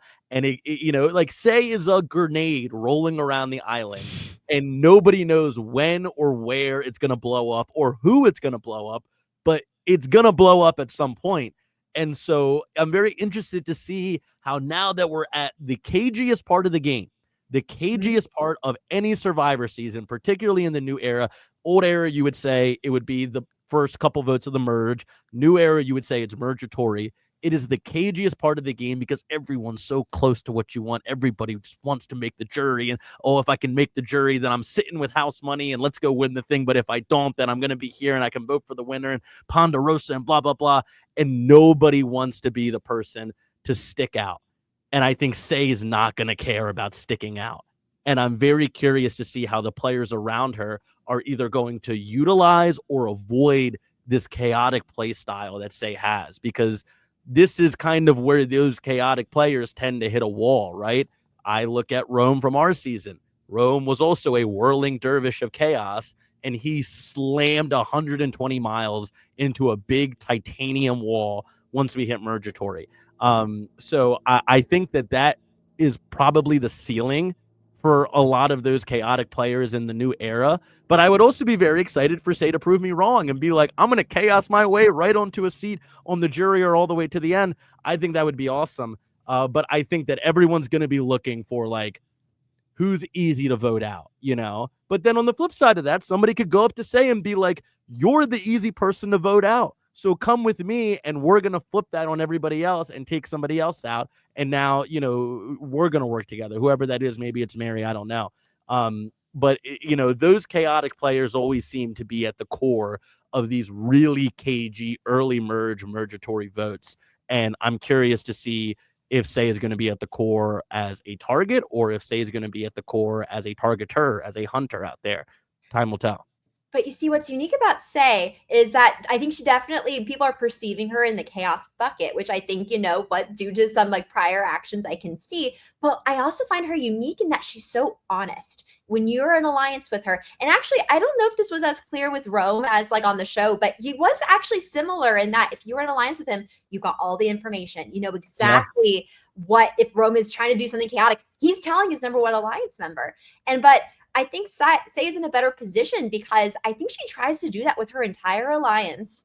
And I think she's someone too where she does very much so speak her mind publicly and privately, where if you're a strategic player, you could say, you know what, if I can work with Say, I can kind of trust predictably what she's going to do. I trust her to give me the information. And guess what? If she's lying, I think I'll be able to read her face and see, oh, she's mad. She's saying she's not mad. But like, but it's more so in that you can understand, and I think she's very honest with what is going to make her not want to work with you, what's going to make her want to work with you, and if she is working with you. So is there a certain point where if you get on Say's bad side, it's your fault because you should have known saying that thing or doing that thing was going to rub her the wrong way, and now she's so quick to switch up on people that now she's coming after you? And like, to a certain degree, you've been with her for this long, anybody in the game at this point, should you know what the Say triggers are to get her to flip on you and become your enemy when she was once your ally? And like, and so like, and there you go with Cedrek, is this grenade of Say rolling around the island going to blow up on Cedrek now because he lied to her and he left her out of the vote? Yes. And maybe you should have known that if you did that and you took that back to camp, Say was going to blow up on you, Mm-hmm. And guess what? Mary has not actually wronged her. They've been working from opposite sides of the field. But then now that they're actually in a team together, I feel like they're in the position of like game respects game. I actually really want them to team up at the merge. I really feel like I would love that. I agree. I would love it so much. I feel like they respect each other for playing hard. And I can actually see a world in which them playing hard together can create some like fantastic moves here. And I think also, in a way, like keep your like friends close, enemies closer by Mary being enemies with Say. I think she's really learned and has taken note of when is Say going to choose to work against me? What is the moves that she respects? And I think that there's going to be something that they can do together here. I'm really excited. All right. Well, yeah. At the merge, no, you guys are doing great. we're at the Mergatory, and I think it's a very interesting merge in this season where I think it's a very different merge where, we have one tribe that hasn't lost anybody in Siva. And I feel like that typically, it's like, okay, well, the other tribes are going to gang up on the tribe that has the most people. And I have a question from one of the listeners that Luke said, Tuku went into the merge with the most players. What is the best move for the members of Siva? Should they give up one of their own or stay united? Now, there's been a lot of the story on Charity and where she's at, and people do not seem to have love for her for some reason. I think that you all had a little bit of a lucky break, or maybe an unlucky break, that you had Rachel sitting there as a sitting duck, but then when she left, you were able to take out one of the numbers from Tuku. And sort of like maybe have a less of a threat level on Tuku. What do you think is the right move for Siva? I am a big so I will call out, it's more complicated because they have had a tribe swap and more information has been shared. But just in general, I'm a very big fan of, if you are the dominant tribe, I really do think the best move is to give up one of your own. You can't just go like 6 people strong, but also I don't think they want to go 6 people strong. I think Kyle and Camilla have something great going on with Joe, Shaheen. There's other people they can loop in with David. I think it makes a lot of sense to share. You know what? I do think it makes a lot of sense to kind of give up someone, probably Charity, show that they're not just like a core 6. And because we also saw how well that worked in this last episode when we had Thomas go. I mean, that new tribe. I'm so sorry. I'm blanking on the name. The new Locky, right? The new Vula. The tribe of Thomas, the tribe of the California girls. Yeah. No, yeah, well, now that old Locky, they were new Vula. Correct. Yes, but when we look at the tribe that went to tribal council, now they're like, oh, well, now we're in the dominant position. One person New went. Siva. New Siva. We can now rethink completely who we want to vote out, because they've shown that they're not going to be that dominant 6. We don't have to fight that way. I think there's a lot of benefits to when you do give up that one person, you kind of take the target off of you. Yeah. And then when I say it, it's so hypocritical because we chose not to do that. When Rachel had her head on the chopping block, and we ultimately did I was a big advocate for, I think we should go with Rachel. Can dive more into that if you're curious, but it's so situation dependent. In general, I think it's the best. I mean, we're here. I mean, that we didn't get the chance to talk postseason, so we can get into that. But so what was the thinking there? Because then I feel like that Rachel was working with you and Sue after the merge. So, but when she was there, you just said this is going to win. This person's going to win. So I would say at that point, Rachel was not quite yet working with us. We got a really good experience with her at the Survivor Social Hour. But actually, my perspective of that is like, wow, I had a great experience with Rachel. I feel like we really connected. That went great. And I saw Rachel, in my opinion, connect with everyone else too. I'm like, I don't think my perspective there was necessarily unique. So that my take was, I was like, I think Rachel is pretty threatening here. And in general, I thought that I didn't realize that kind of when I saw Gata, I saw Sam, Sierra, and Rachel. I thought that they were a power trio. I didn't realize that Rachel truly did kind of feel on the outs with that 3, because at the Survivor Social Hour, her and Sam seemed absolutely like this. We're getting along great. And at the beginning of the merge, they also were really seemed tight together and were just in general very charismatic. Charismatic people are dangerous on Survivor. So Rachel was someone I definitely saw as like someone who was threatening, but I also realistically, I actually really wanted to keep that moment where we give up a sacrificial Tuku. I want it to be the next vote. I really wanted to give up either like Tiana or Kyle as that person. Yeah. Agreed. So we're looking forward to that. I was thinking the same thing where maybe we can get Rachel out right now, who I didn't think was going to win, but I thought she was in the pool of people who could win. Yeah. And I was like, well, if we can make that pool a little bit smaller right now, let's do it. And then the following vote, we could, I thought, and, you know, obviously Caroline was on the same wavelength. I was like, I can be the Tuku snake, who then goes and it's like, I'll turn my back on whichever one of them you want, but let's make it Tiana. But whichever one of them you want, but really, let's do Tiana. And I wanted Kyle. And Caroline really wanted Kyle. And so I was like, I can be that first person, because obviously everybody who watched that tribal where Tiana did end up going home, it was like, oh, well, clearly Tuku was all working together and they wanted to stay together. And if Rachel had gone home that night, like the first thing I was going to do was I was going to go up to Saul and I was going to say, hey, look, I know that we just did that. Rachel had to go. She was too good of a player. She was too good at puzzles. She was too in everybody else's pocket. But I want to flip over with you guys. Let's do something with Lavo and Gata, and let's try to get Tiana out now. Gabe, you said that Rachel was in the pool of people who could win. And that was like the final 11 or whatever. And so I'd love to hear from you that who was in the pool at that point. Do you remember? Off the top of my head, myself, Caroline, Rachel,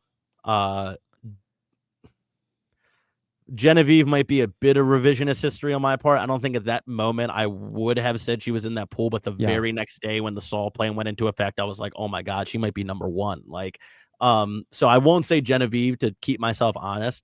But me, Caroline, Rachel, Saul, I thought was deep in that pool because he was just like the ultimate vibe. Like everybody loved him around camp. Nobody ever even whispered Saul's name until Genevieve brought it up.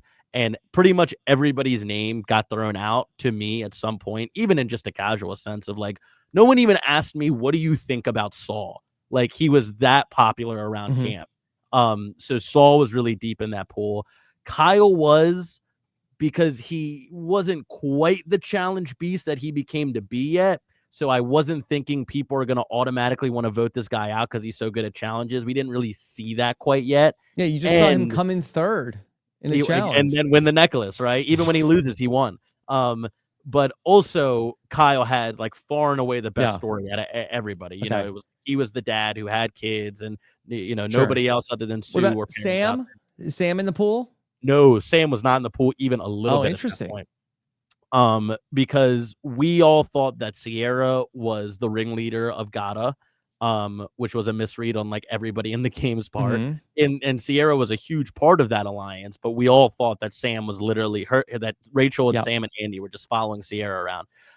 So no, at that point, I never would have thought Sam was in that pool. And after Sierra got voted out, I thought Sam was even further out of that pool because he was so beaten down after that tribal. He got so blindsided and was so close to going home that I was like, Sam is never going to win this game. Let's just keep him in here so that he can stick around. Like that's what I was thinking. All right. So the winner pool is Gabe, Caroline, Rachel, Saul, and Kyle. Sierra. Kyle. And Kyle. Sierra, I wouldn't quite put in there because she had such a big target on her back that I was like, there's no way she's going to make it to the end. Does that sound right to you too, Caroline? I feel like in terms of where Gabe's mind was at and kind of how he was viewing things, I think I can see how Gabe thought that. But did you have a pool at that point? I was keeping things flexible. I think there were definitely, I was thinking much more in terms of how can I be the winner? I was thinking much more. I don't think I thought like huge like threat to win. I definitely thought Rachel was someone where it was going to be very tough, but I think I was viewing things much more in the perspective of who is going to be like, who's a great person I want to work with and who's going to be a big challenge as I'm working in these next immediate stages is a little bit more the framework that I had there. Okay. I just thought that was very interesting about that at that point in the game, that because I'm really fascinated about the idea of like, because I have so much experience of like watching the game as a television show, but I think it must be so interesting that while you're there to think about, okay, one of the people is going to win. Who are the people that they don't have a shot? We're not even worried about these people. And to be thinking about those decisions in the real time is like, I think there's such a fun way to watch it all play out. Oh yeah, for sure. You're not and like seeing the edit of like, okay, well, this person's definitely winning because they have such a good edit. Yeah, and yeah, you know, it is fun, but then in hindsight, it's fun when you're out there. It's oh my God, what if I'm wrong? What if I pick the wrong person? Oh, what if I get this person? I should have got that person. You know, but no, your point is well taken. That it is like you're kind of trying to figure out how this game and show is going to play out as it's playing out in front of you. You know, yeah. And that's also like a very good skill to have when you go on Survivor is like, you know, how are your fortune teller abilities? Can you kind of see the future a little bit and, you know, make accurate or at least close to accurate predictions of how these relationships and how these moves are going to play out? And I know that seems kind of obvious, but when you're out there, Not everyone's thinking about that. People are kind of just thinking about like, well, get to 1 second in front of me, get to 1 second in front of me, get to 1 Yeah. hour in front of me. So So that's something I was thinking about a lot for sure. I don't feel great about Charity because I feel like that the great success story of the new era in terms of an alliance working together, it's the Reba 4. And what did they do when they got to the merger story? That, you know, Caleb hits the shot in the dark, but then they're like, all right, let's get rid of J Maya. Let's get rid of Sifu, and then sort of like lowers their threat level and then gets down to 4. Is that the way that you all were thinking at Tuku? Yes, I think, and in some ways, I think Gabe and I were kind of had some of that process. I was so inspired by the Reba 4 when I was going out there, and there's Yes, she definitely parts was. of that strategy that I was trying to implement. I think what's funny is that Gabe and I both had those elements, but we wanted to target different people to be that sacrificial lamb. That choice was made for us with Tiana and that tribal council. But I think it's a great strategy to use. And it's fun when you're able to pull it off and that person doesn't realize that they're going to be the sacrificial lamb. I'm curious how Charity's feeling in like her position in the tribe. It seems like she's very clear that she feels great with Mitch and that she's like, Mitch, like, we're good, we're doing great.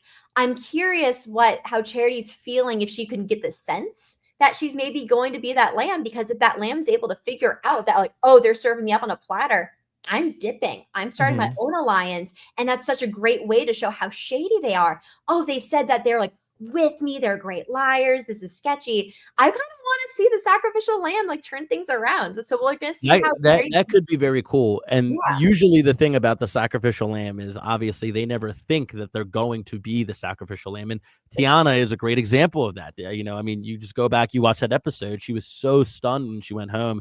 And she even said to Caroline, I believe, Like and correct me if Bianca. I'm wrong.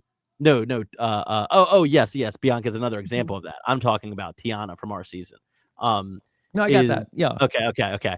Very similar names. They both have an E sound right in the middle. No, there. I'm just saying that that she was so sad. Like her Yeah, reaction was similar to and Bianca. she never thought that it was going to be Yeah. her, right? So yes, but you know, and Caroline told me after the fact that when Tiana was talking to Jeff, when we're in the midst of that live tribal of Tiana eventually going home, her whole, oh, maybe I have to play my shot in the dark, Jeff, and this is so crazy and blah blah blah. When she goes up and she whispers to Caroline, and again, correct me if I'm wrong, she was like, that was all just a thing so Gabe doesn't play his shot in the dark. But like, Yes. we're all good. Like I feel great right now. And that Mm. was all a lie that I put on so that Gabe feels really comfortable right now.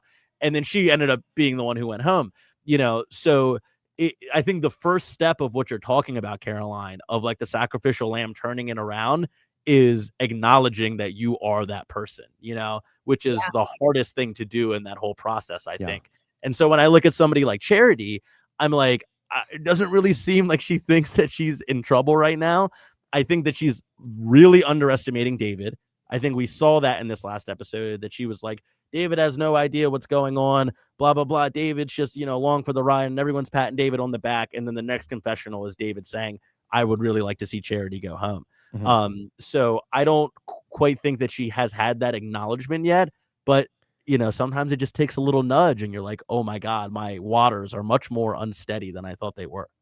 So I think that Charity is in the most trouble coming into the merge, but here's why I'm worried about the old Vula tribe of Cedrek, Say, and Mary. I feel like that typically being the people that are sort of like in the minority tribe, or the like Tika 3 example, or, you know, back to like Malcolm and Denise, or like when the people, there's just a couple people, it's almost like, oh, we're not worried about those people coming over and we're going to pick them up. I think the problem is that the two powerful tribes have kind of like got together in the middle. And I think there's just not enough pieces for them to go after, other than, okay, once Charity is gone, I don't think they're going to target Mitch. I think they're going to start looking at Cedrek and Say and Mary. Yeah, no, I think you're absolutely right there. And I'm very curious to see how it plays out. Because I do think the Tika 3 did well, because they really, from what I've heard from behind the scenes, such as, you know, on podcasts such as yours, is that they did a very good job of making it seem like they did not like each other, that they were continuously bickering and that they were really at odds. Well, I think that Jam and Carolyn might have really been bickering. That's I true think too. they might have been really fighting. Yeah. That's true. But then also it was one of those things where they were able to like have those little riffs, but then they had that like solid like respect for each other's gameplay and the understanding of here's how we're going to move forward. Yeah. Say and Mary could have that. They could end up developing that where like they're Yeah. genuinely bickering, but they're able to have that same like again, they share that philosophy, the mentality of what Survivor is. What does it mean to be a good Survivor player? It means to be like balls to the wall, going all out, making big, gigantic moves. When you have that shared mentality, I think they could end up developing something really great there. And honestly, maybe their I just have to say, maybe their sacrificial lamb is Cedrek, where they're like, I think it could be like, oh, we're not a strong 3. Goodbye, Cedrek. And then they're secretly working together the rest of the game. And looking at them as targets, you know, as potential targets, the Vula 3 that are left, it's interesting because, you know, again, like I said, I think Say is somebody that people might be like, she's so chaotic and so unpredictable and will just say anything at any point that like, let's just get her out of here and deal with whatever else we have to deal with afterwards. But then I also look at it as, you know, like you said, Rob, that these 2 power tribes that are still left in the game, they might be thinking, let's take the autonomy of being a swing vote away from these 3 people. And I think that we've gotten a couple of examples that you cited already that like, when are people playing this game going to catch wise to that shtick of like, oh, we're just a little tribe and we can't hurt anybody because there's only 2 of us, but we're actually going to decide who goes home every single tribal. So maybe this is the season where finally people catch wise to that. And they're like, let's just break these people down so that we don't even have to worry about that. And if you're part of one of those power tribes, that's mutually beneficial for both of you. Everybody gets a little bit further into the game and you kind of put the power of your own game into your own hands instead of everybody just waiting around seeing who these 3 people are going to vote for. You know, the Tika 3 benefited from the other 2 tribes were gunning for each other. And that's the problem for Say and Cedrek and Mary is that they don't have that. And I don't think that Say is necessarily the type of player that's really going to be able to play the middle. I think that she is at her best when she's part of the big majority and is controlling what's going on. I think that she's going to struggle to be able to play. I think Mary could be the person who does play the middle. And I think that she could be one of the pieces that gets left when the little stragglers get picked off at the start of the merge, and that bigger alliance starts to look at each other funny and say like, okay, well, like who's going to get the jump on who first? I do feel like that Mary could be one of those pieces that ends up getting picked up for who out of like the big group in the middle is going to go after each other. Yeah, it'll be tough. I guess the hints that like some emerging insights I feel like we're getting from the edit is that we now have potentially like Kyle, Camilla, and maybe like Joe and Shaheen doing something as well. And it's like, in terms of them getting picked up, I don't know if I see Mary being the one to get picked up. If anything, Eva's going to take priority. David, because they have that experience, maybe we're going to see a situation. Again, things are fluid on Survivor. There might be a really strong like bonding moment as well with Mary, or maybe there's another shared experience they're going to have that builds a lot of trust. But if that becomes a dominant alliance, I think Mary is in a tough spot, and Say too. I think it'll be tough for them to break into that. I also look at Mary as somebody who like knows what's going on around her. You know, when I was out there, I had a lot of different groups that I put people in within my mind, you know, but the most general group, just either you're on this side or you're on this side, was, do you know what the F is going on right now? Do you have any concept of what's going on around you? And you would be shocked at how many people are on Survivor and they have no flipping idea what's going on around them. They're literally just existing in this world and they've created these comforts in their head and that's how they get through. And it's kind of like what I said earlier, like just get to one more hour. Okay, this hour's done. Get to the next hour. All right, we're going to sleep. Wait, you know, and then there are people who really have a grasp on what's going on around them. And they understand that they're in the middle of this game and, oh, this person's talking to this person. That's not nothing right now. And, you know, this person did this in the challenge and that's going to mean something down the line here. And I think Mary is one of those people that understands what's going on. And I think if they are put in a position where they are being targeted and the Vula 3 are seen as a threat, I think Mary is going to be the person out of all three of them who is the most inclined to do something about it. Say, I think, might just cause chaos in her classic Say way, but won't actually change her position very much. Cedrek is, I think, once he gets into a bigger group, will be much more docile as a player because his hand isn't going to be as forced. When you're playing with like 4 or 5 other people, you're kind of forced to be very active or you have nothing, you're just going to go home. And I think once they get to a bigger group, Cedric's more docile side is going to come out. And I think he's going to be excited that other people can make plans for him that he can just hop onto. And I think Mary is going to be the person who's actually inclined to say, okay, in a scenario where they are being targeted, we are being targeted right now.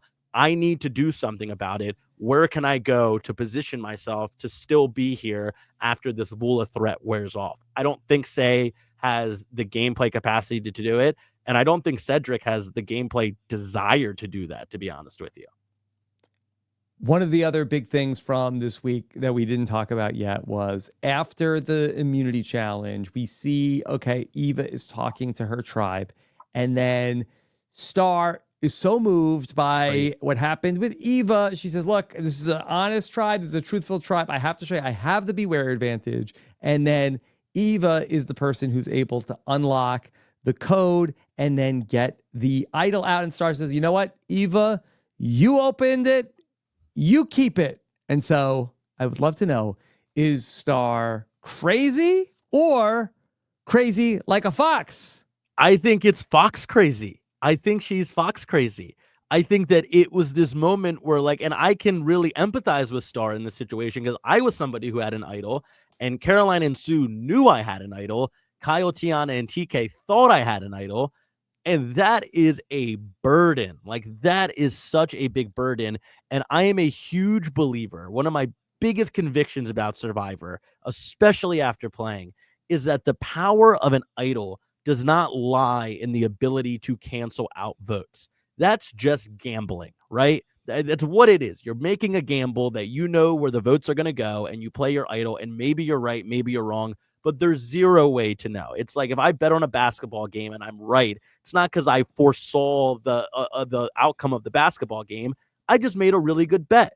And that's what idols are when you play them to nullify votes. You're just making a gamble and you hope that you're right. But the power of an idol resides in the trust that you can build with it.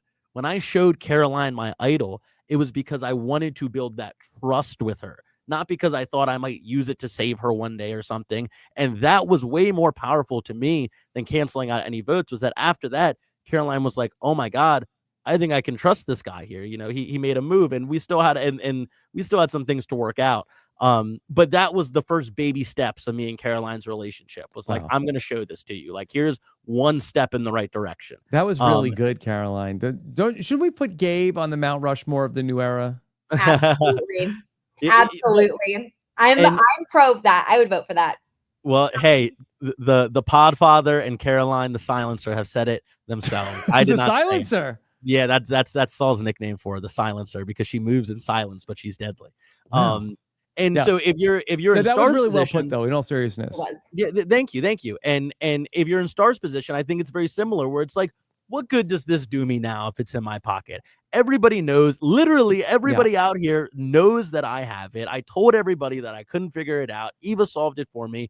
So what if I just made this gesture right now? Eva just had this very emotional, heroic, brave moment. What if I make it a little bit sweeter for her? And hey, on top of this day that you've had, I'm also going to give you an idol. And now Star doesn't have the threat of an idol on her back, and she knows where the idol is. So it's this is a better position for Star to be in than being oh, thanks for opening it, and now it's in my pocket. From a gameplay perspective, everyone's going to be well, Star's a more threatening player because she has an idol. And from a social perspective, I'm sure plenty of people are going to be Eva did the whole damn thing for her. Why does Star get to keep it? Okay. And she wipes both of those things out in one fell swoop. Caroline, do you agree with this? Oh, I think where I agree is that I cannot believe I'm even saying this, because in a way it goes against so much of my perspective of Survivor. And if I was ever to give someone advice for going on the show, I would never say give advice of do what Star did. But what's wild is I think I agree in that it ended up being a good move for Star's game. But I think where I differ from Gabe's perspective is I wonder if for Star it was almost more of an intuitive move. I don't know if Star was like, I don't know if Star is as aware that everyone really kind of knows that she has the idol. And if once you hit the merge, every single person on that beach would know, except for Star, that everyone knows about Star's idol. But and also I just have to say, editing would have done her dirty if she had this big masterful plan with all these different steps. But then the one thing that they kept for her confessional is, yeah, you've earned it. That would be heartbreaking. Mm-hmm. But I think intuitively, I think Star can tell, like, you know what, I need to perform some like deeper relationships here. I'm so moved by Eva that, you know what, I moved to do this. It actually, if anything, gave Star more of an opportunity to show her philosophy on Survivor, her like life philosophy, which is, you know what, I'm a hard worker. I respect hard work. I respect honesty. Like, Eva, I respect you. And because I so respect you, here's a gesture that proves it. And strikes me with the bond that we've seen with Joe and Eva is I feel like Eva also really respects a game player who's like that. So I can see this forming a genuine potential bond and relationship between the two of them if they share that philosophy of like hard work deserves those benefits. So I can see something happening there. And I don't know if Star realized how much she needed it, but I think she might get it from that. So I think it's so complicated. And I think that it's probably Occam's razor that Star felt like, okay, Eva and I got off on the wrong foot. I understand her now. This is my way. I want to try to make good, but just maybe from a different perspective, because I don't think that this is how Star is looking at it. But how smart is this? That she gives the idol to Eva. And of course, she knows that Eva is going to go back. And if the Mergatory is tomorrow, Eva is going to go back and tell Joe and Shaheen, hey, look, Star gave me the idol. And those guys are going to say, wow, you know, we didn't really know about Star. She's one of us. She's loyal. We don't have Thomas anymore. We don't have Bianca anymore. We need Star now more than ever. We could trust her. She gave the idol to Eva. She's one of our people. Bring her in. Yeah. Yeah. No, for sure. I could see her getting swooped in more than David, maybe. Yeah. And I think a lot of that too, you know, is the fact that they weren't there to see it.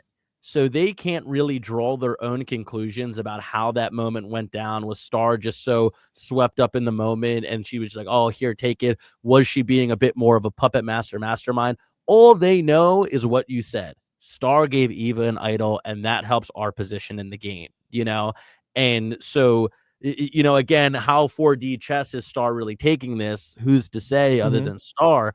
But it could be a little bit of like, I want Eva to take this story back to all of our former tribe members once we hit the merge. And I want her to kind of have this word of mouth exchange of how she came about this and how this all went down. And they'll just assume the best possible outcome or the best possible reasoning was my motivation for why I did this. And like, again, that's a powerful position to be in. Star took herself from a very precarious position to being in quite a powerful position now. And I have a lot of respect for that. Let's just do a quick advantage check-in that we have. The only advantages out there right now are the idol that Eva has, and Mitch has a block a vote, I believe. He hasn't used his advantage that he got from his journey. I believe Thomas had steal a vote, and I think Mitch has block a vote. And that's it. So I feel like we don't have a ton of advantages in play going into the merge, and I kind of feel like that be on the lookout. I think that we're going to be, there's going to be some advantages hidden post-merge. Caroline, what were you going to say about that? Let's see here. Actually, I think you've got it all down. Yeah, I couldn't quite remember if it was a block a vote or steal a vote. I think you're right. And everyone has their votes now, which is exciting.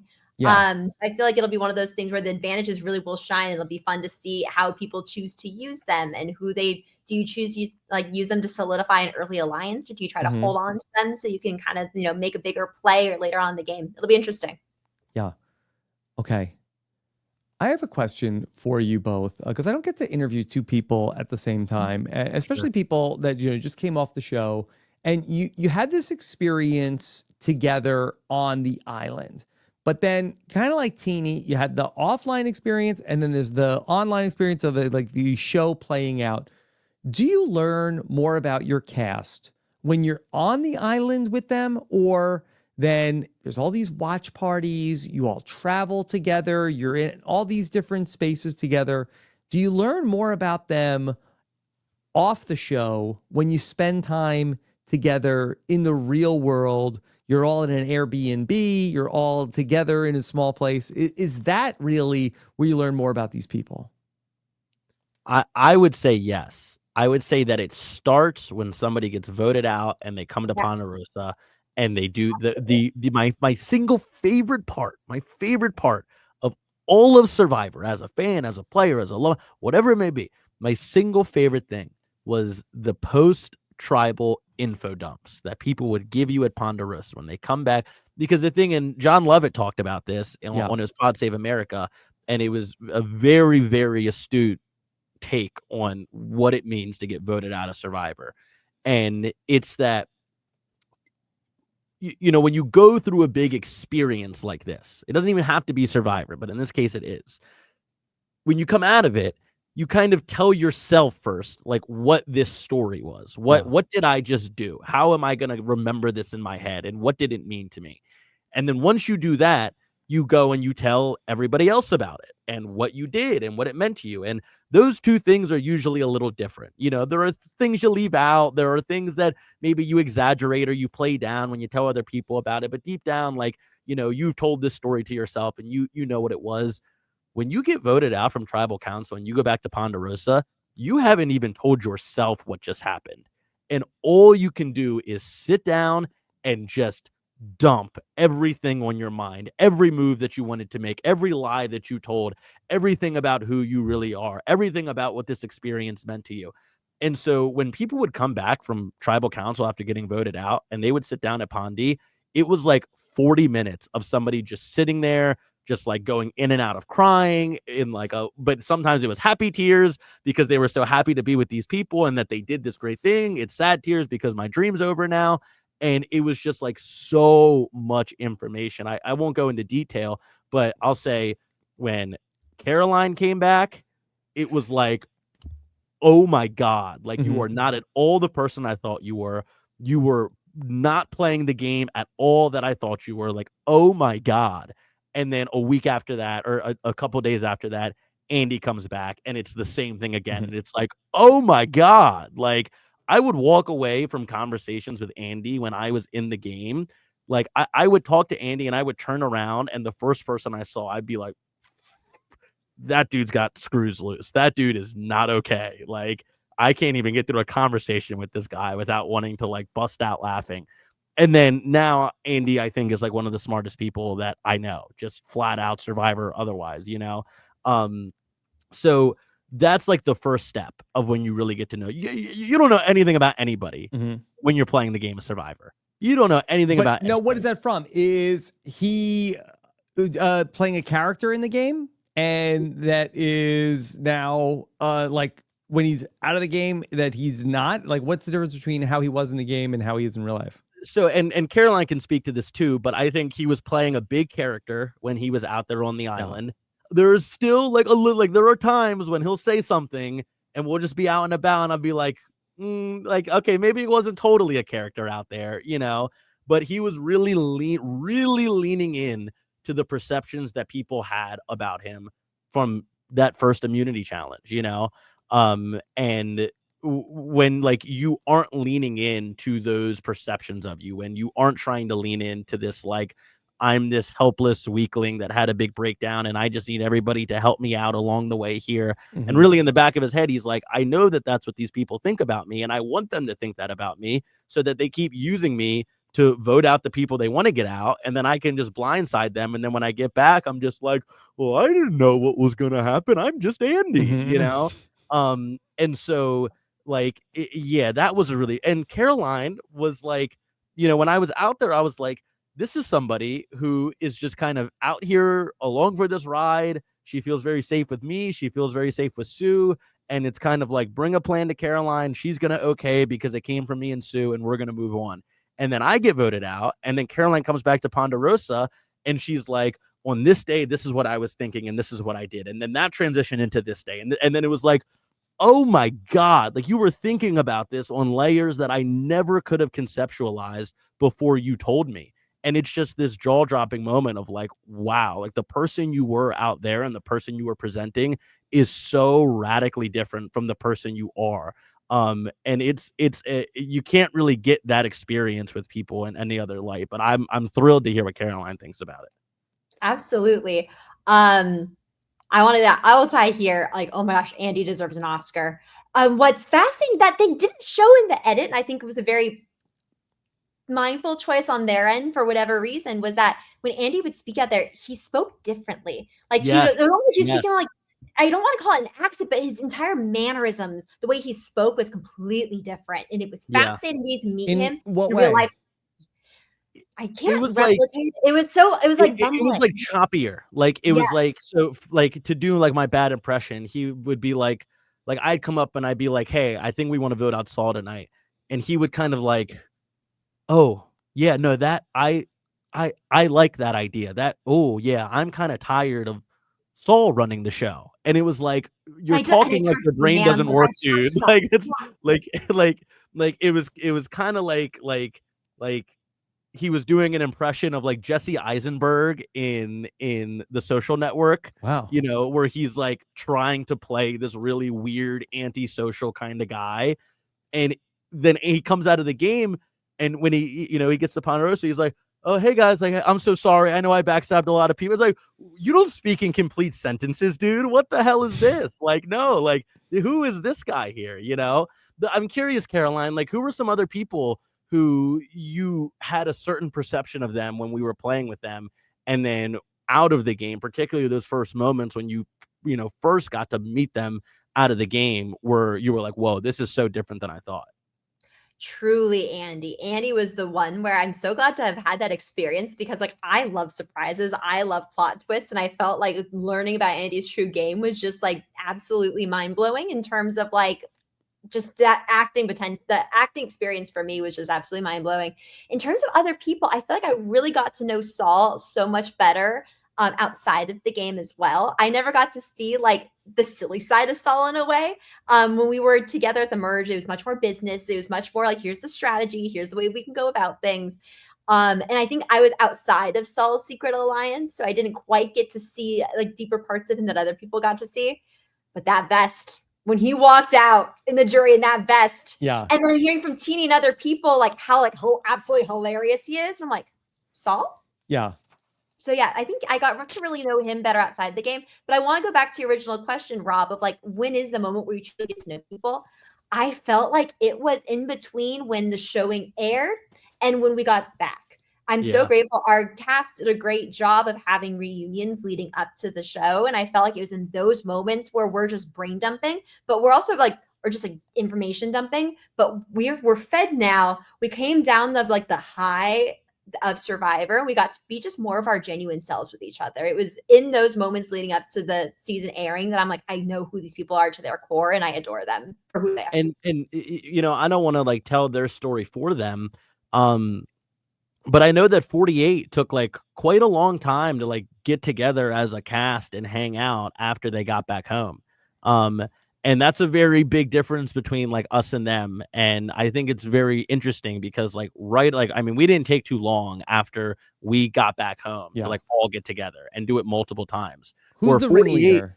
Of 48 or of us? We'll let 48 tell the story of 48. 47. When you say ringleader, do you mean like the organizer or do you mean like the vibe? Who's starting the conversation of like, hey, we're doing this? I would say that before the plane ride back, we were talking about it.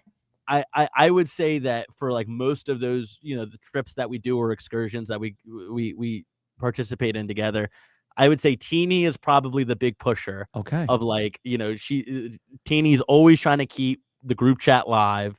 Teeny's always trying to throw plans together and get people together. But then the organizer who actually brings Teeny's ideas into reality is Genevieve. So that Lavo connection has remained very true, where Teeny will be like, nice. We should do this. Yeah. This would be really fun. Let's all get together here. And then Genevieve will be like, here's the Airbnb. Here are the dates. Everybody tells me what works for you. And then we all get together and we come out. And I'm very happy I don't have to be either of those people. I just get to show up and have a good time and enjoy all my friends. Okay. Is there Can I get the top tier? Who are the top tier roommates in the Airbnb? Ooh, so I'll say a rotating pool of me, Teeny, and Saul when his wonderful wife Maria is not there. Mm-hmm. We are the ones who are, because me and Teeny is now dating somebody, which is awesome. But for a while, me and Teeny were both the only single members of. Is it a fan? our cast. Annika dropped a blind item. You have to get Teeny on the show. Go on Reddit. And so me and Teeny will usually room together, or we'll sleep on the couch together. Mm-hmm. And that's always a good time because we get to stay up later than everybody. And then Saul will be in there too if his wife isn't there, where he's just crashing on the couch with us. Yeah. Or we're all How's sharing Sue in the Airbnb? Oh, Sue doesn't stay in the Airbnb, brother. Oh. Sue says, "I'm getting my own hotel room. I'll see you guys in the morning." It's responsible. Oh, well, yeah, responsible. And Sue ain't dealing with all that mess with all, us trashing the place and all that. Sue says, "I'll go out with you guys. I'll have a great time with you guys. I'll go back to the Airbnb and hang out for a little bit, but I'm sleeping in my own bed. I'm sleeping, I'm watching my own shows when I go to sleep. I'm going to have my own closet with my own wardrobe. Like, I'm not dealing with all these crazy people running around." Smart. And I respect her for it. Okay. Yeah. I have nothing else to add. I think Gabe, you hit the absolute nail on the head. What I even love is we're also coordinating like an Airbnb for Boston. Genevieve's reading like the spearheader for that too. Oh, yeah, that's gonna be so fun. Yeah, we're so excited for Boston, Rob. Yeah, very excited. And Genevieve just recently sent in the Airbnb options, so we all did a poll for which Airbnb we're gonna stay in. Wow. And I'm very thrilled in the about hands of the players. Yes. Vote now. Which Airbnb should the Survivor 47 get? Like one, the modest or the upscale? Vote now. The one that's a little bigger in a bad neighborhood, or the one that's smaller but really, really nice? Yeah. Gabe's just looking at all the couches, trying to figure out which one's the comfiest, which one will be the best. No. And also, Gabe, thank you for being the person. You always need someone in the friend group who takes the couch because it makes it so much more economically possible for every single person. So, Bro, I'll sleep in a bucket, dude. I don't care. I don't care. We've been on Survivor. Yeah. We've been on Survivor. We're low maintenance. Exactly. We can go wherever. Yeah, that's the thing about Survivors is like, that you can put a bunch of them in the room. It's like this is better than where we used to sleep. I'm curious though, Rob, because it's very easy for us to do that now because things like group chats exist. Yeah. When you were on Survivor, did you guys put in a lot of effort to keep in touch and meet up together, or was it kind of just like we all go our separate ways and we'll call each other on the phone and we'll see each other when I see you? So in the first season, I think that there was definitely like a lot of phone calls. The All-Star seasons nobody keeps in touch. Everybody usually hates each other after. So don't expect there to be like some Survivor 50 Airbnb sometime in a year and a half from now. But that being said, for Survivor, 6, this is kind of sad that Airbnb wasn't invented yet. I don't think. But yeah, there would be like more charity events that people wouldn't. You weren't allowed to hang out with people during the season. In fact, that in Survivor the Amazon, that some of the people this one, like I'm going to say names that you may not even know who these people are. That there was this woman Shauna who got voted out, and she lived in San Francisco, and then I lived on Long Island. And they used to come, the Survivor, get this, when you got voted off Survivor, you used to fly to New York and do a bunch of interviews in person, like on television. Wow. Like regardless of where you finished? From one, you'd go on David Letterman. But not everyone would go on David Letterman. Well, David Letterman wouldn't let you on the stage, but you would be next door in the deli and then he would talk to you. Wow. Yeah. Wait, when That's did they? crazy. I actually did not know that, and I cannot believe I did not know that. When did it shift to like? I feel like that maybe after Heroes versus Villains, I think they stopped doing that. And we did more like the pre-jury trip kind of situation. Well, no. The pre-jury trip is different. This is like when the show's airing. Yeah. Okay. Oh, got it. Like okay, you would do in-person press for Survivor. Wow. And so then I picked up Shauna and we drove to Pittsburgh to go see Jenna Maraska. And we were staying with Jenna Maraska, and her father used to work for like a hotel company. And we stayed at the hotel. We were like in like a penthouse suite that Jenna Maraska's dad had set up. And it was me and Jenna and Shauna. And we were hanging out at the hotel. And then I don't even know how the word got out, but somebody at CBS like found out that we were together. And there was a woman who worked at CBS, and like everybody's so nice now, but they used to be really mean. And that she called up like Jenna Maraska, like, hey, we know you're there with Rob and Shauna, and tell them to go home. We were in Pittsburgh. And we just had to like pick, me and Shauna just had to leave, and like, all right, we weren't like supposed to go home till the next day. And we just had to get in the car and drive back to New York from Pittsburgh because they found out somebody narked on us. Who even could have narked? Like, how many people knew that you were I don't doing know if we got spotted on the street or something or what.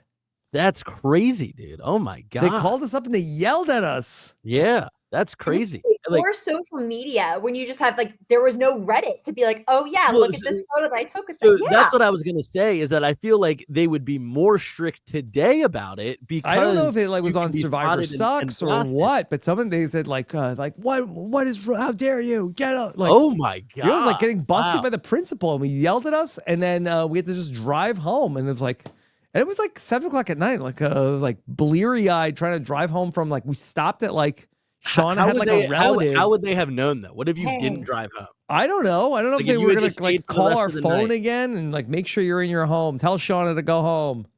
Oh my God, dude. That's Big Brother stuff. Not the not the show. Yeah. That's not the show. Yeah, we got in trouble. So that's nobody George Orwell right there. That's Big Brother's watching you. You couldn't go see anybody. That it was very, very frowned upon.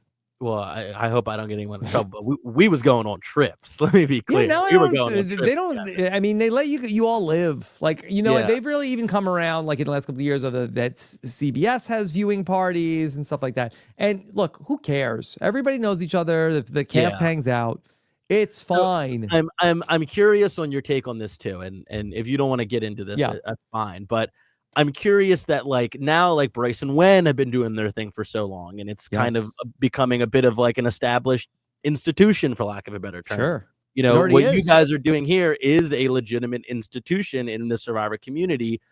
Do you think that CBS and Survivor have kind of just been hanging back and being like, this is interesting, let's see where it goes?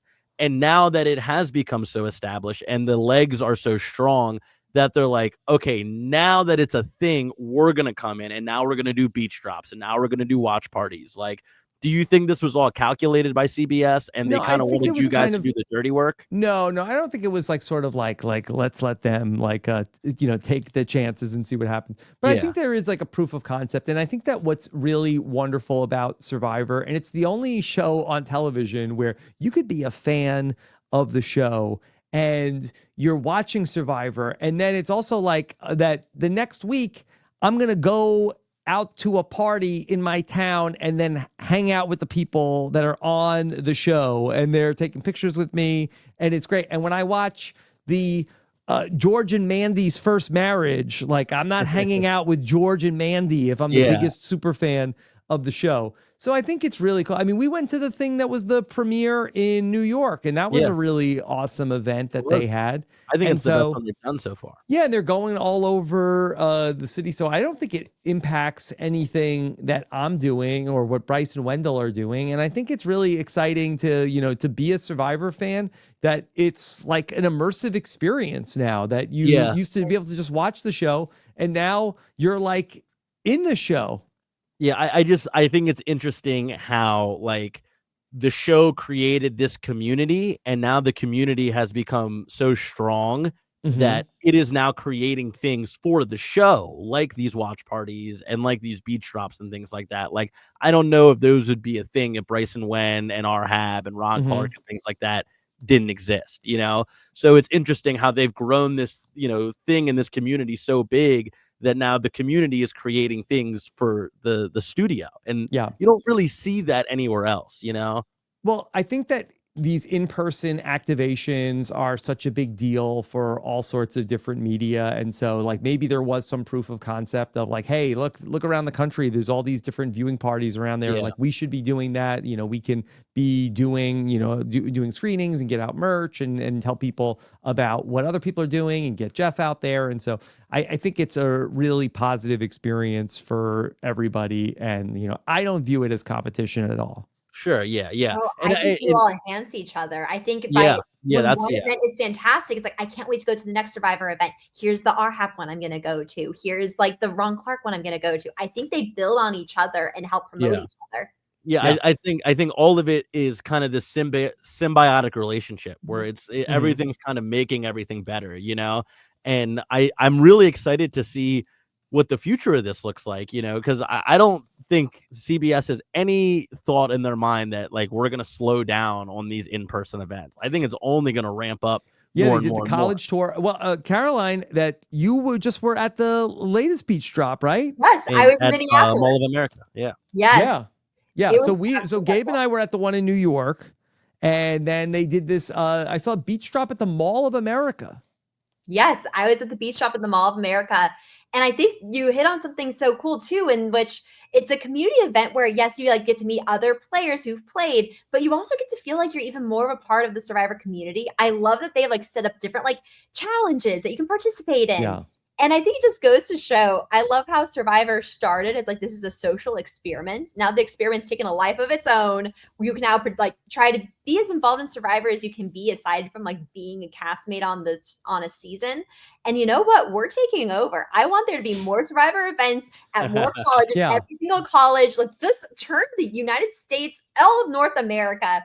Everyone should be a Survivor fan going to these events. I think it's really kind of brilliant because the fans go out and then then there's the survivors are there and the challenges are there and they're all posting pictures on their Instagram, and you know then they're advertising basically, you know, everybody that knows that person is like either like, hey, what's this, or I didn't know you were a Survivor fan. And so it gets people like organically talking about the shows. And so it's a cool thing that they do for the fans. And like I can even say, you know, I was doing watch parties every week in Baltimore when our season was coming out. And like I was like, oh, this is just going to be like something cool that like my friends and family can come out to every week. And it's at the bar where like we're good friends with the owner. And like this will be cool. And then by the end of it, there were more people showing up to these watch parties that I didn't know than people that I did know. And it was just like, oh, like we're kind of bringing the community together a little bit here. And that was never anything I foresaw. But now that I've been in it and I've been to so many of these events, it's like, oh, these people are everywhere. They just need a place to go. They just need to be told where it's happening, you know? Yeah. And so much of television and media is just a passive experience of, I just have this on. I'm not really paying attention to it. I'm not really doing anything. But I think that, you know, Survivor really strives to be, you know, a part of your like an immersive experience for people where, okay, if they want families watching it and talking about it with each other and going online and talking about it. And there's so many people who have built friendships around this. And it's so cool when people come to the events and that there are, you know, fans who connect with other fans and build these great relationships, and that Survivor is sort of like the thing that brought people together. And so there's so many cool things about Survivor that they've done right that has made it like this, you know, 25-year institution. Oh yeah. And you know, people love to like knock on the new era and all the changes they don't like and all this and that, but it's like, I don't know, it's become so much bigger than that. You know, it's like it's the closest thing that I can think of to like sports. Where every week it is this event that's happening, you know, where a lot of shows today are like on schedule television doesn't really exist anymore. You know, like there is no, the whole country sits down at the same time and they watch the new episode of Frasier. Like that doesn't exist. It's I'm going to watch Frasier on Netflix whenever I get around to it, you know, but these reality TV shows have somehow managed to like break that mold, and I think it's because everybody wants to be a part of the moment. Everybody wants to. So, not to go on a tangent here, but Andy Herron, one of the winners of Big Brother. Yes, I met him when I was out in Chicago one time. He was lovely. Caroline, you were with us too, I'm pretty sure. Yep, he's that's awesome. one of our reunions. But he had a tweet the other day where he was like, I have no sympathy for anybody who doesn't want to be spoiled about reality TV. on social media. Yeah. He's like Uh-oh. movies. You're not gonna end him like the Survivor 46 cast did once Well, upon a I would time, never right? No peace know. in What, our what alliance. they Don't did to worry. Andy We was got a him. shame. That was a disgrace. That It was was a disgrace what they did to pile-on. him. It was wrong.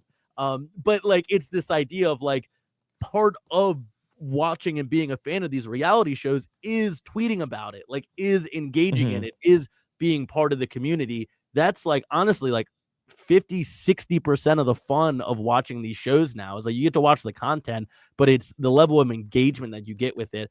And like I said, sports is the only thing, like an NFL Sunday is the only thing I can think that really compares to it. And like, I don't know if that's the conversation you're in, you're doing a pretty good thing. Yeah. All right. Well, this was super fun This was to get awesome. to catch up with both of you and get to know you both a little bit better. I mean, we're not necessarily like on an Airbnb Ponderosa level day. yet, but One day. we're getting there. Absolutely. You're welcome on our floor anytime. Can I Yeah, crash exactly. the 100% Boston Airbnb? Absolutely. 100%.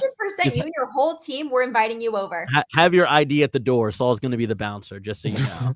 Yeah. So make sure you have your ID ready to go. Yeah. Can I ask? Okay. The Saul vest. Okay. Yeah. Now that with Gabe, was that the tribal council that you got voted out? The Saul Correct. vest. Yeah. Okay. Did you get like? Was there a backstory there? Was that like what prompted that? Bro, Saul could be going to get groceries and he would wear that. Like Yeah.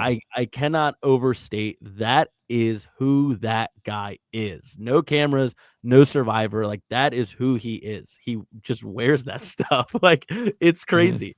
I remember when we were out in Chicago for the airing of me getting voted out. They were all at some other watch party other than the Bryson Run one. And after the episode ended, they all came to the place where Bryson went and the rest of us were. And I brought my parents out for that because it was the one where I got voted out. And Saul is wearing this mesh hoodie and these big round sunglasses inside. And he walks up to my dad. He goes, "Oh, are you Gabe's dad?" And my dad doesn't even say hi to him. He looks at me and he goes, "Is this what he's really like?" And I was like, yeah, Saul, dude, this is baby. who that guy is, dude. Like, so Saul no good. backstory. It's who that's Saul's life. Wow. Okay. And we'll have to see what he's wearing in Boston, April 9th. It'll be phenomenal. Sold out cannot wait to show. see. So if you don't have tickets, you'll see on YouTube. Yep. Watch RHAP.com. Okay. Caroline, anything interesting coming up for you want to tell people about? Oh, thank you for giving me the opportunity for a shout out. Genuinely, I love that this conversation veered towards talking about how incredible the Survivor events are. Because honestly, I'm just really looking forward to Boston here. I'm so looking forward to that. Cannot wait to see what it's like. And I guess the only other thing that is also maybe relevant is that actually, I don't know if we want to talk about it yet, but I know I was involved in another RHAP opportunity that was really fun. So I'm excited for that when that is released. Yes. I know you've been playing the Blood on the Clock Tower. I have been. I'm so grateful We to have be able to play. a couple of episodes. I'm sorry. We have another episode in the can that it's going to take. It takes a while to put them all together. But we just released the last one with called The Dark Knight. Wow. Can't wait to I watch Check it it. out on YouTube. Man, Yeah. I gotta get Blood on the Clock. Blood on the Clock Tower, man. It sounds like it's so much fun. Yeah. Okay. All right. Gabe, what's coming up for you? If you want to stay up to date on all the cool stuff that I'm doing, head over to my socials. It's all just Gabe Ortiz, just like you see it on the screen right here. Currently, I'm working at NPR here in Baltimore. That's where I'm at right now, in Studio B at NPR. Cool. So if you want to listen to all the cool stuff I'm doing there, I'm on the air Monday through Friday, 1 to 7 p.m. So just head over to wypr.org and you can listen to me live and tune into all the cool stuff we're doing here. I love it, man. Yeah. What are you talking about? Talking some politics mostly on Monday. For all my baseball and basketball fans out there, I'm going to be doing a sports show from noon to 1 on Monday at wypr.org. And we're going to be talking opening day for baseball, which was today. The Baltimore Orioles beat the mess out of the Toronto Blue Jays. So that was awesome. And we'll be talking Baltimore Orioles. We'll be talking MLB at large. We'll be talking Maryland Terrapins, who look like they're going to get knocked out. And we'll be talking March Madness, the Elite Eight. So noon to 1 o'clock on Monday. If you want to tune into that, wypr.org, and just click the play button right on the screen. It'll be fun. All right. And for everybody, we got plenty more Survivor coming your way because we have our Survivor Q&A for the patrons coming up on Friday. I'll be live at 3 p.m. Eastern with the patrons of Robin's Podcast, robinswebsite.com/patron. Plus, we will also have Club Condo coming up on Monday with Chappelle. See if there's any Twitter beef happening. We'll talk about that on Club Condo. And then Ron Clark is going to join me on Tuesday for our old school interview. And look, if you played 39 days, that's the old school. I didn't make the rules, okay? So no offense taken. Ron's a great interview. Looking forward to catching up with him. I love to read what you all have to say in the comments, but keep it classy, everybody, okay? All right? I don't want to have any problems in the comment section, so we'd love to hear from you. Take care, everybody. Have a good one. Bye. This is RHAP. We know reality TV.